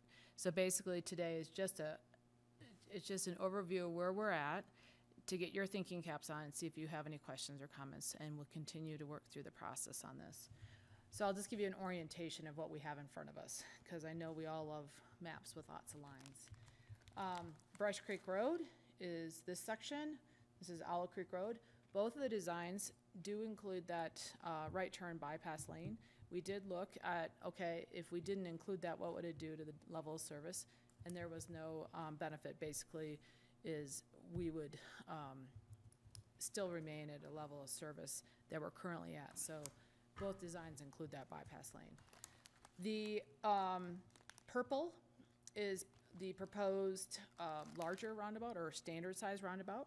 What that includes in it is basically what you're familiar with right now. Is as I go around with the mouse, that is your drive lane, and then it has the apron, and then inside it has a landscaped area. So similar to what you've seen at Brush and Wood, and also what you see at Highline. So a section where the trucks can roll over on the curb, but there's landscape in the middle to allow a buffer. The other part is both designs would include pedestrian improvements, you know, crosswalks, raised table crosswalks at all three legs. All of them include tying in by the fire station. And we still need to continue to work on some information here, because when we had the information, it was prior to the pad being built. But we're cognizant of what that project was like. It also includes the bus stop on Owl Creek Road, both designs do. And both designs include the bus stops on the uphill leg and the downhill leg of Brush Creek Road. The downhill leg on the Brush Creek Road for both designs is very similar, but on the larger roundabout, it pushes it up, and basically it allows for that deflection in the curb. On the mini roundabout, or I should say small roundabout, it is incorporated into the roundabout. So that was one of the conversations we talked about.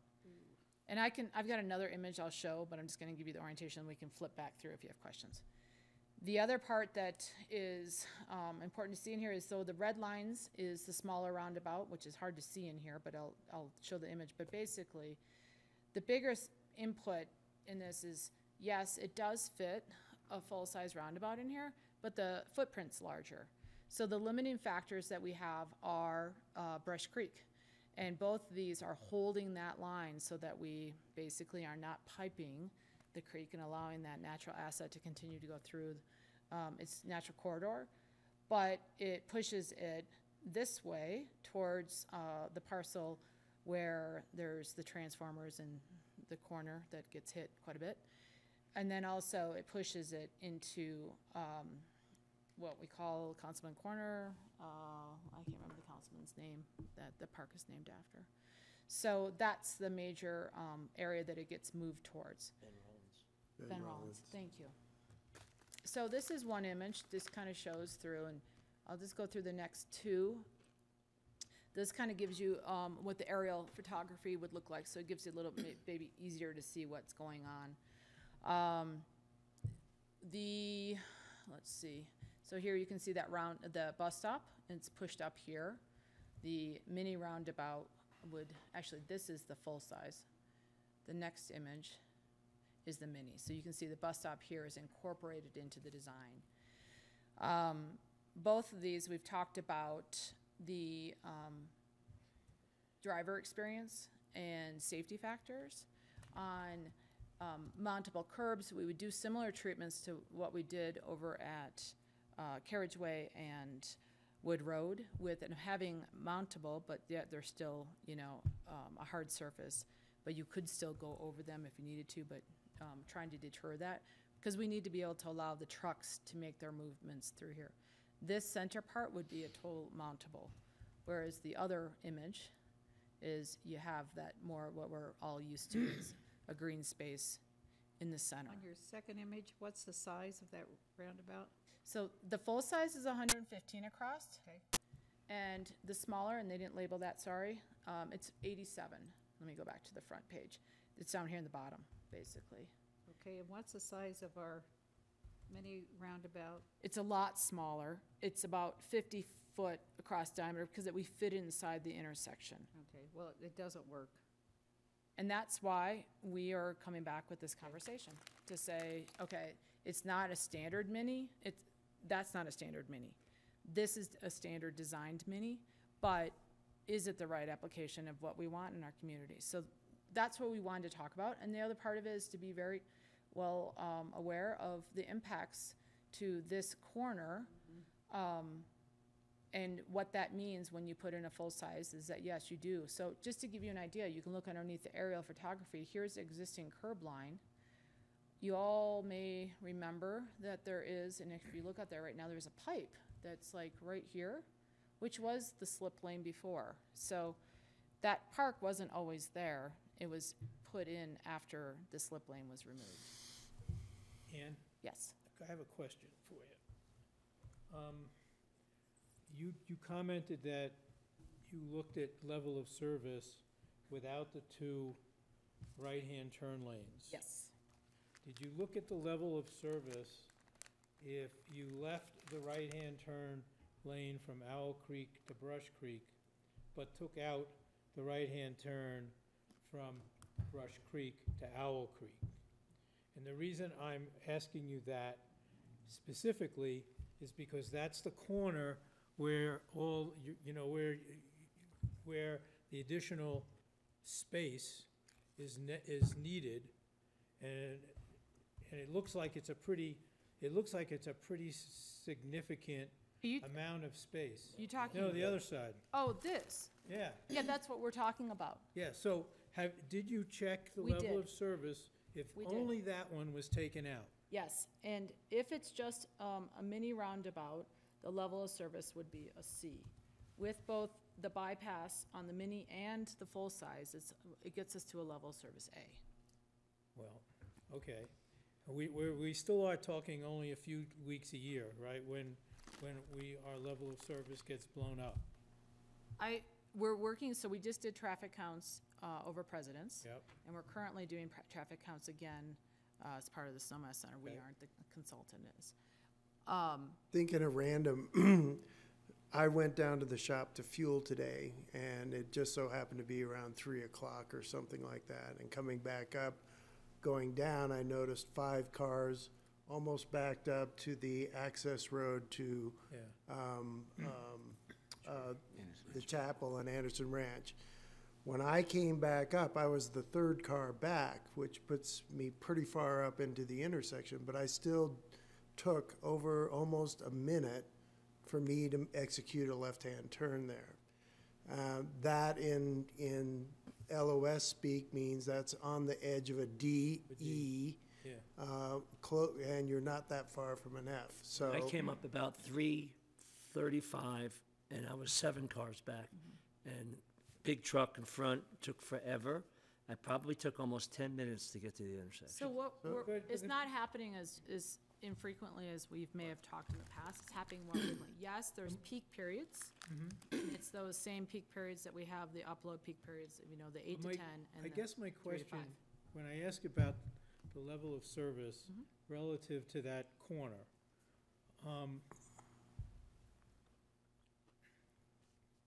when the level of, if that corner is left alone, or, so we don't have the right turn lane, so we know it drops from an A to a C, but does it back up on Owl Creek, or does it back up making the right turn on Brush Creek? In other words, Owl Creek. I get your question is. Yep. Which is the thing that creates a It's- backup? It's the Owl Creek. So if you do not have this, Yeah, basically these cars are dealing with all of these cars coming down here, Yeah. and they don't have the gap, the same as today. You see, well, because there's not. they there's should not have that a option. gap, because a bunch of them have a right turn signal on and they're making a right turn. That gives you a gap. ideally, yeah. Good luck with that one. And I Well, think. but honestly, isn't that how the Aspen roundabout works when you're coming out of Maroon Creek or Castle Creek? That's really how you know that you have a break.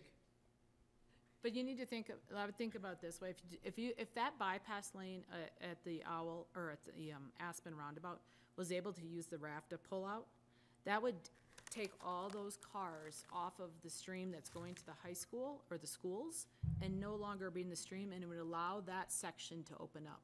It's a very similar situation here.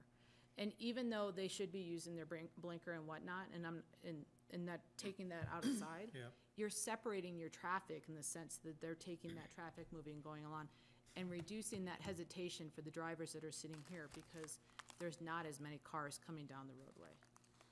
Or at least the gap between the car that's taking a right or the car that's going straight through, Is it's now greater. becomes obvious that you have this break in Right. the traffic flow. The other part of it too, and just David's here a little bit to talk about the transit side of it, but the other part is that it's not just the cars waiting in this queue, but it's also affecting our transit service. So Route 3 is getting caught into this queue here, which is causing a delay in that service, which then affects his operational level. So, just so you understand that impact to the transit side of it. So by the way, Ian, could you just go to drawing number 1? Yeah. Please. I know where the bus stop is on the firehouse side, but I don't see the bus stop on going down Owl Creek Road. Right in here. No, Oh. going down Owl Creek Road. Oh, so currently. Right by the trail. Yep, so currently there's that existing pull-out here. We are not proposing to improve that at this time because there is a pull-out there. I mean, that's a future project we think we should talk about because there's some soil stabilization should happen here and it should be formalized to meet our standards. But there's currently a bus stop there. Right. And I gotta control a project to some level and not keep on going. Could you go back to the mini Yes. page, please? And I want to see what that corner, how much of that corner has to get cut out? Yep. So here's the mini. So here's the property line to give you, and by the way, it doesn't show you the interior property lines, the other map does, but it does show you that corner is a good reference point. So there's that, So that's not taking out very much of that corner, correct. right? And that's And- taking out a huge part of that Correct. corner. Basically, the retaining wall is going to that. And is the path on that picture, on that particular picture? Yes, here's the path right here, and it comes down and does its switchback. So we haven't finalized some of those elements because it really became this conversation of, we should have this conversation on whether the small size roundabout is the right application. And before we continued to go down that path, I just wanted to make sure that we had looked at all options here instead of just going down through a decision and a conversation from 2014. How soon will we have the traffic counts? I'm thinking the next month I'll have them from our consultants, and then I don't know when Snowmass Center will have it, but I'm sure they're trying to get it wrapped up as well. I think those are kind of important to this decision, but. And I agree, and it's part of the conversation, it helps explain the story. I think tonight I just wanted to show you where we're at, and these were included in your packet, and continue to noodle on it and see if you have any questions, and send them our direction. Have you, and we can come back. in terms of the plan, have you put in an assumption relative to increased growth of the town with Base Village build out? Well, I think that's one of the key things in sort of Bob's discussion earlier is that we are talking about where we are today. We are not talking about buildings 7 and 8 coming online with Base Village or the Snowmass Center development and the expansion there as well. So staff is trying to be a little bit forward thinking in what does this intersection look like if we add a smidge more traffic. A smidge? A smidge. I think it'd be a little bit more than a smidge. And It'll be a smidgey. what you find is when there's nobody on the road and everything's A, the curve is like this. But as you get close to C and D, the curve becomes parabolic and it starts escalating. And it doesn't take adding 200 cars for that to cross into another level of LOS that's not acceptable. So that's something to keep in mind. Well, I'm more on the larger size and the smaller side, looking at future growth of our community. And, is the distance, is the pedestrian crossing distance on this? Yep. From that point to that point and that point, not all the way across, but just to the island, is that, how does that distance differ in the big roundabout versus the smaller one? They are very similar. So you can see that there's that refuge, because we try to include a stopping point in there, so then you can look one way. That's the. Well, I was really hoping that we didn't have to have the stopping point in the middle, that it could go just like that one did, from one side to the island that separates the right-hand turn lane. So this isn't obviously final design, No, I understand. but in general, we like that stopping point, and the reason being is that the beauty of roundabouts is they give you that point to come across, and you're only looking for traffic in one direction. You're not going like this, looking both sides. So you can get across by looking in one direction, and then you get to center, you can stop, and you can look at the other direction. So that's how we try to design those, is to have that stopping point. The other thing is the medians allow us to have some curvature in the road, so you can kind of see this swings out, and it slows down the traffic instead of it being a beeline coming straight up the road. The pedestrian havens are really very critical in what makes the roundabout safer for pedestrian. Yep. It looks like on this one, the larger roundabout, the pedestrian walkway is quite a bit smaller than it is on the smaller roundabout. I wouldn't, it's gonna be, it does look that visually, it's just because we haven't finished I it. mean, particularly if you're walking towards the firehouse. This section here, Yeah. we just haven't fine-tuned it. And Yeah, it's almost actually, identical. it's a scale probably, I haven't looked at that part of Okay. it. Because I think that, you know, we've heard a lot about people walking down that road, and I understand you have to kind of keep your scope and focus there. But I think from that roundabout to the fire station is pretty important for providing. You're talking pedestrian. this leg here. Yeah. to the fire station. Yeah. And wouldn't it be fair to say that leg that you just drew over is similar between the two? It There's- is. There's hardly anything, the real impact is on that uphill corner that Ann pointed out. Mm-hmm. Yeah. The brush, we worked hard to make sure Brush Creek impact is identical between the two sizes. It's just that southwest corner has got the most impact, and that's the one that, You could really say that probably the visual impact Correct. is, that's the significant difference. I mean, to be clear, that this would require a retaining wall along here. Very similar to what we have out here. You know, we can do it aesthetically pleasing, and it's not, you know, ugly. and just to back up just a smidge, or maybe it's push it forward a smidge. We're probably halfway through design. You know, the council authorized, I think, $300,000 for design. We've got these two options to where they are. And in the near future, we don't want to go forward with two options because it'll cost twice as much money. We'd like to get some direction, not tonight, but from you all on which direction to go. When we've met internally as staff in the last 2 weeks, I think it's I know it's uniform, whether it's 100% unified yet, I think it's still to go, but I think we're leaning towards the large, and we wanted to get that in front of you. And we know that there's still plenty of questions to go, but for the long-term benefit, for all those types of issues, we think we're leaning this way, but we wanted to get it in front of you first, just to have you start thinking about it for a while. Well, I've had to move from a place of no roundabout. The thinking of many years ago. Yeah, and Yeah, that's why but we want to take our now time making a that good decision. We're into the building cycle, and you see all the backups and what have you. I know there's more coming, And- so. I And the think other, we and the built- other issue Ann didn't even touch on is the utilities underneath need to be replaced. So to say let's not do anything is really not an option for us. There was going to be significant construction at that intersection, at least for utilities. And so some of our logic is, well, if it's going to do it, let's do it right and do get it it done. right. So speaking of doing it right, I see the sidewalk, I know we talked about sidewalks and nobody wants sidewalks, but there are so many people that walk past towards the chapel and this keep section. in front of the firehouse and head down towards Anderson Ranch that do not want to go behind the firehouse. And you guys know what I'm talking about. I think it's a dangerous walkway. People going to Fairway 3 or people going to Anderson Ranch. So I don't see any improvement less than the sidewalk from the bus stop on Brush Creek down to the trail. And this, as staff, completely agree, but again, policy-wise, you guys have not agreed, and that's why we're looking for direction from you.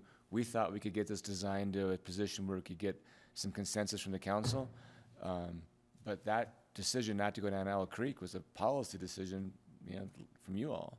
And again, I don't. Say you all, it's not for me, but. Well, from the board, from the singular board that I gotta work for, I'm trying to get a unified decision from you guys, and if you guys said, hey, make that work as a group, then there's budget implications for sure and scope We've question. done, you've got a big study going on, but I think we've left out the pedestrians that have to walk in front of the firehouse down to Anderson Ranch and down to Fairway 3. Oh, right there's a path that you go down by the chapel, directly to Fairway 3. People don't do that. They walk right down the street at night, and they're wearing black. I mean, trust me. I mean, I know you guys don't go that way that much, but I come up to the village all the time, and there's always people walking down from the bus stop on Brush Creek Road to Fairway 3, and they don't take the path on the backside. I think the point is well made, it's much like looking at the existing bus stop across from the firehouse. The project scope creep in this could be significant, and this could get to a dollar figure that you can't move forward. Nothing in this design precludes you from phasing in that as a second component. And as Ann said, we really would like to be looking at that bus stop across from the firehouse to make some improvements to that, so it's a little bit safer for all parties concerned, and truly get the bus out of the roadway at that location, because it is a choke point and it's icy and all those things. I agree with you 100%. If money were no object, I would be right on board with you. But you would suggest doing the next part of the walkway when you do the project over at. I would look at both of them That as would make a lot of sense. major improvements for that corridor in that location. On an earlier design, the pedestrian path just below, right there, Here. continued on to the bike path. So we were looking at these options, how to connect up here. Is that what you're talking about? Yeah. And those aren't off the table yet. So even though there's this wall here, we still want to look at the options of that switchback, or even if it's coming up here and joining in this direction. But we can't move forward on that design until we land on what we're doing out here. Right. So the question, larger or smaller, is the question for Yeah. tonight. Well, do you want an answer tonight? Yeah, or- for larger, smaller. We don't have to have a small, I thought we if you wanted have to see the traffic surveys. Well, I think she wants to know kind of the direction we're leaning. And we don't need to put it, we don't have to. this put is it a chance, we wanted to introduce it, Yeah. chew on it, and we'll bring it back to you. We've And- got plenty of work to do, then we're continuing to work on this. I just wanted you to see where we're at and continue that. And we can come back in the end of April or the beginning of May, as soon as we have traffic information. But the budget impact between the two is probably significant. It is. We're looking at like a $1.2 million budget increase. Is it impact? For the larger. Yeah. For the larger. Now, I'm saying that, my engineer estimates have been pretty bad lately, so. I'll keep you posted. Just double that, 2.4. No, don't. I mean, Just and teasing. when we go through, we continue this process, our philosophy is, let's get the design right, and then we go forward and look at grant options. There are some possibilities out there for some funding, because it relates to transit and connectivity within the community. And there are some options that we can go for to help offset those things, but those aren't driving forces for projects. So, Okay, good work. okay, Anything else for Ann? thank you for your time. Thanks, Thank Dave. you. Sorry to keep you so very late tonight. Not a problem. Same with you, DP. DPA, as opposed to B, I guess. Okey dokey. Next item is resolution number 24, series of 2019, a resolution authorizing the entrance into an intergovernmental agreement between the town of Snowmass Village and Picken County for the collection of use tax by the Snowmass Community Development Department for remittance by the Snowmass Finance Department to Picken County. I'll give you the 1-minute version. As we've been doing this for a number of years, the county asked that we have a formal agreement to collect it. This is the formal agreement. So do I have a motion for approval of resolution 24? I motion to approve resolution 24. Thank you very much, Alyssa. Do I have a second? Second. Thank you, Bill. Any discussion? If not, all in support? Aye. Opposed, same sign. Next item is town council reports and action. I will ask everyone to be very brief. I don't have anything. I have, by the way, Bill, I've talked to Mona today. You don't have to go to the core meeting. She'd probably rather not have a substitute because you're not up to speed and there's too much speed to catch up to. So That's fine. I'm just going to tell you at the end. Thank you, though. Okay. RUAPA had a retreat last week for the purpose of reviewing, modifying, changing, whatever, the mission statement, and we're in the process of working through that. Should have an answer probably at our next meeting in June. But one piece of information which I think the community needs to hear is that Rudai is expected to be full of water from this winter's snowpack to the extent that very high flows are anticipated for a good part of the spring, maybe well into the summer. So the frying pan might not be the place to fish when this snow starts to melt off. I also want to mention that that RUAPA is looking for staff for the aquatic nuisance program for this summer.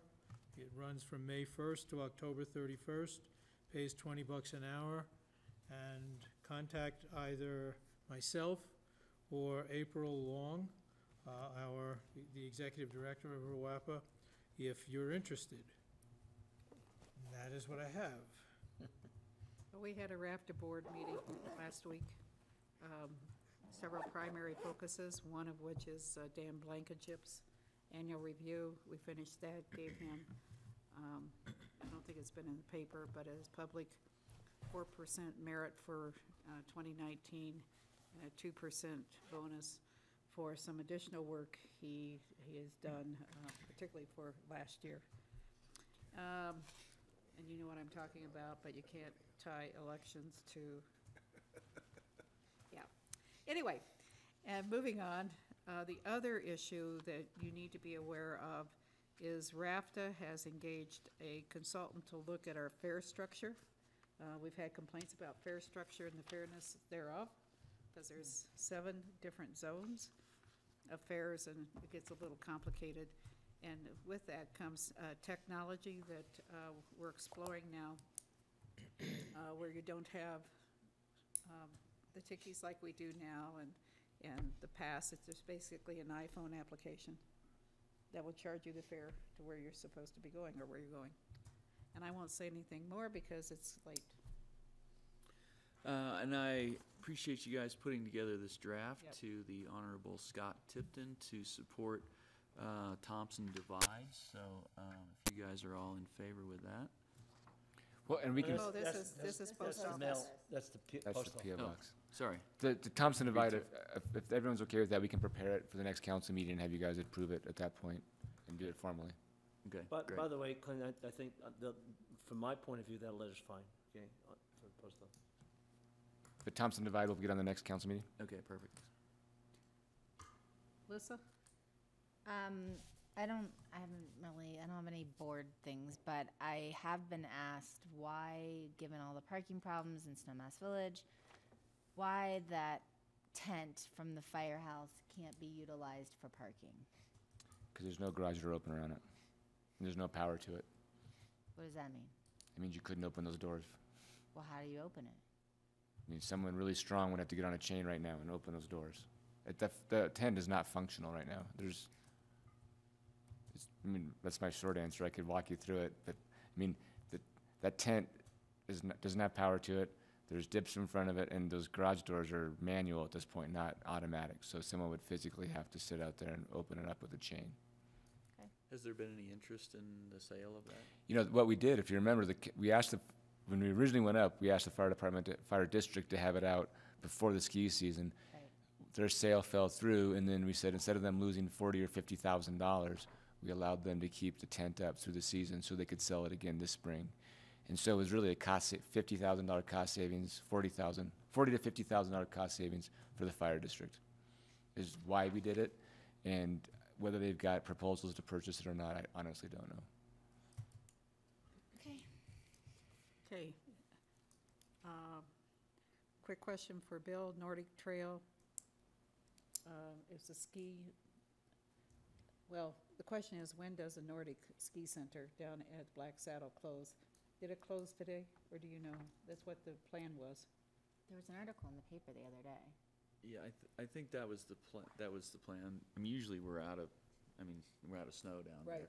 So I think they're working with them. I'll find out some more details. So. Yeah, 'cause we've had several phone calls I've had. And right now, it was day to day, depending on what the snow was like. Right. But people could still go. You just can't rent equipment. Right. Get the trails going. Okay, that being said, yes, John?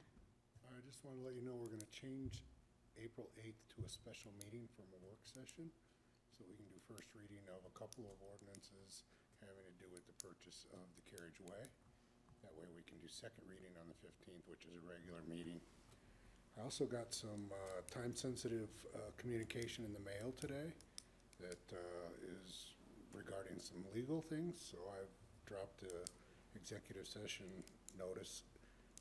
I would recommend strongly that you listen to what has to be said and instruct staff accordingly. Okay, so it will be noticed as a regular meeting. It's to the left of your iPad. Special meeting. It's to the left of your iPad. Left of the No. left of the eye. Oh. Oh, okay, sorry, guys. Town council will now meet in executive session pursuant to CRS 24640224 and Snowmass Village Municipal Code 245C to specifically discuss one item. Conferences with an attorney for the purposes of receiving legal advice on specific legal questions pursuant to CRS 24640224C and Snowmass Village Municipal Code Section 245C2. Provided there is an affirmative vote of 2/3 of quorum present at the meeting to hold an executive session for the sole purpose of considering item A above. Provided further that no adoption of any proposed policy, position, resolution, regulation, or formal action shall occur at this executive session. Do I have a motion to move into executive session? Make a motion. Do I have a second? Second. All in support? Aye. Okay, we will be moving into executive session. The letter looks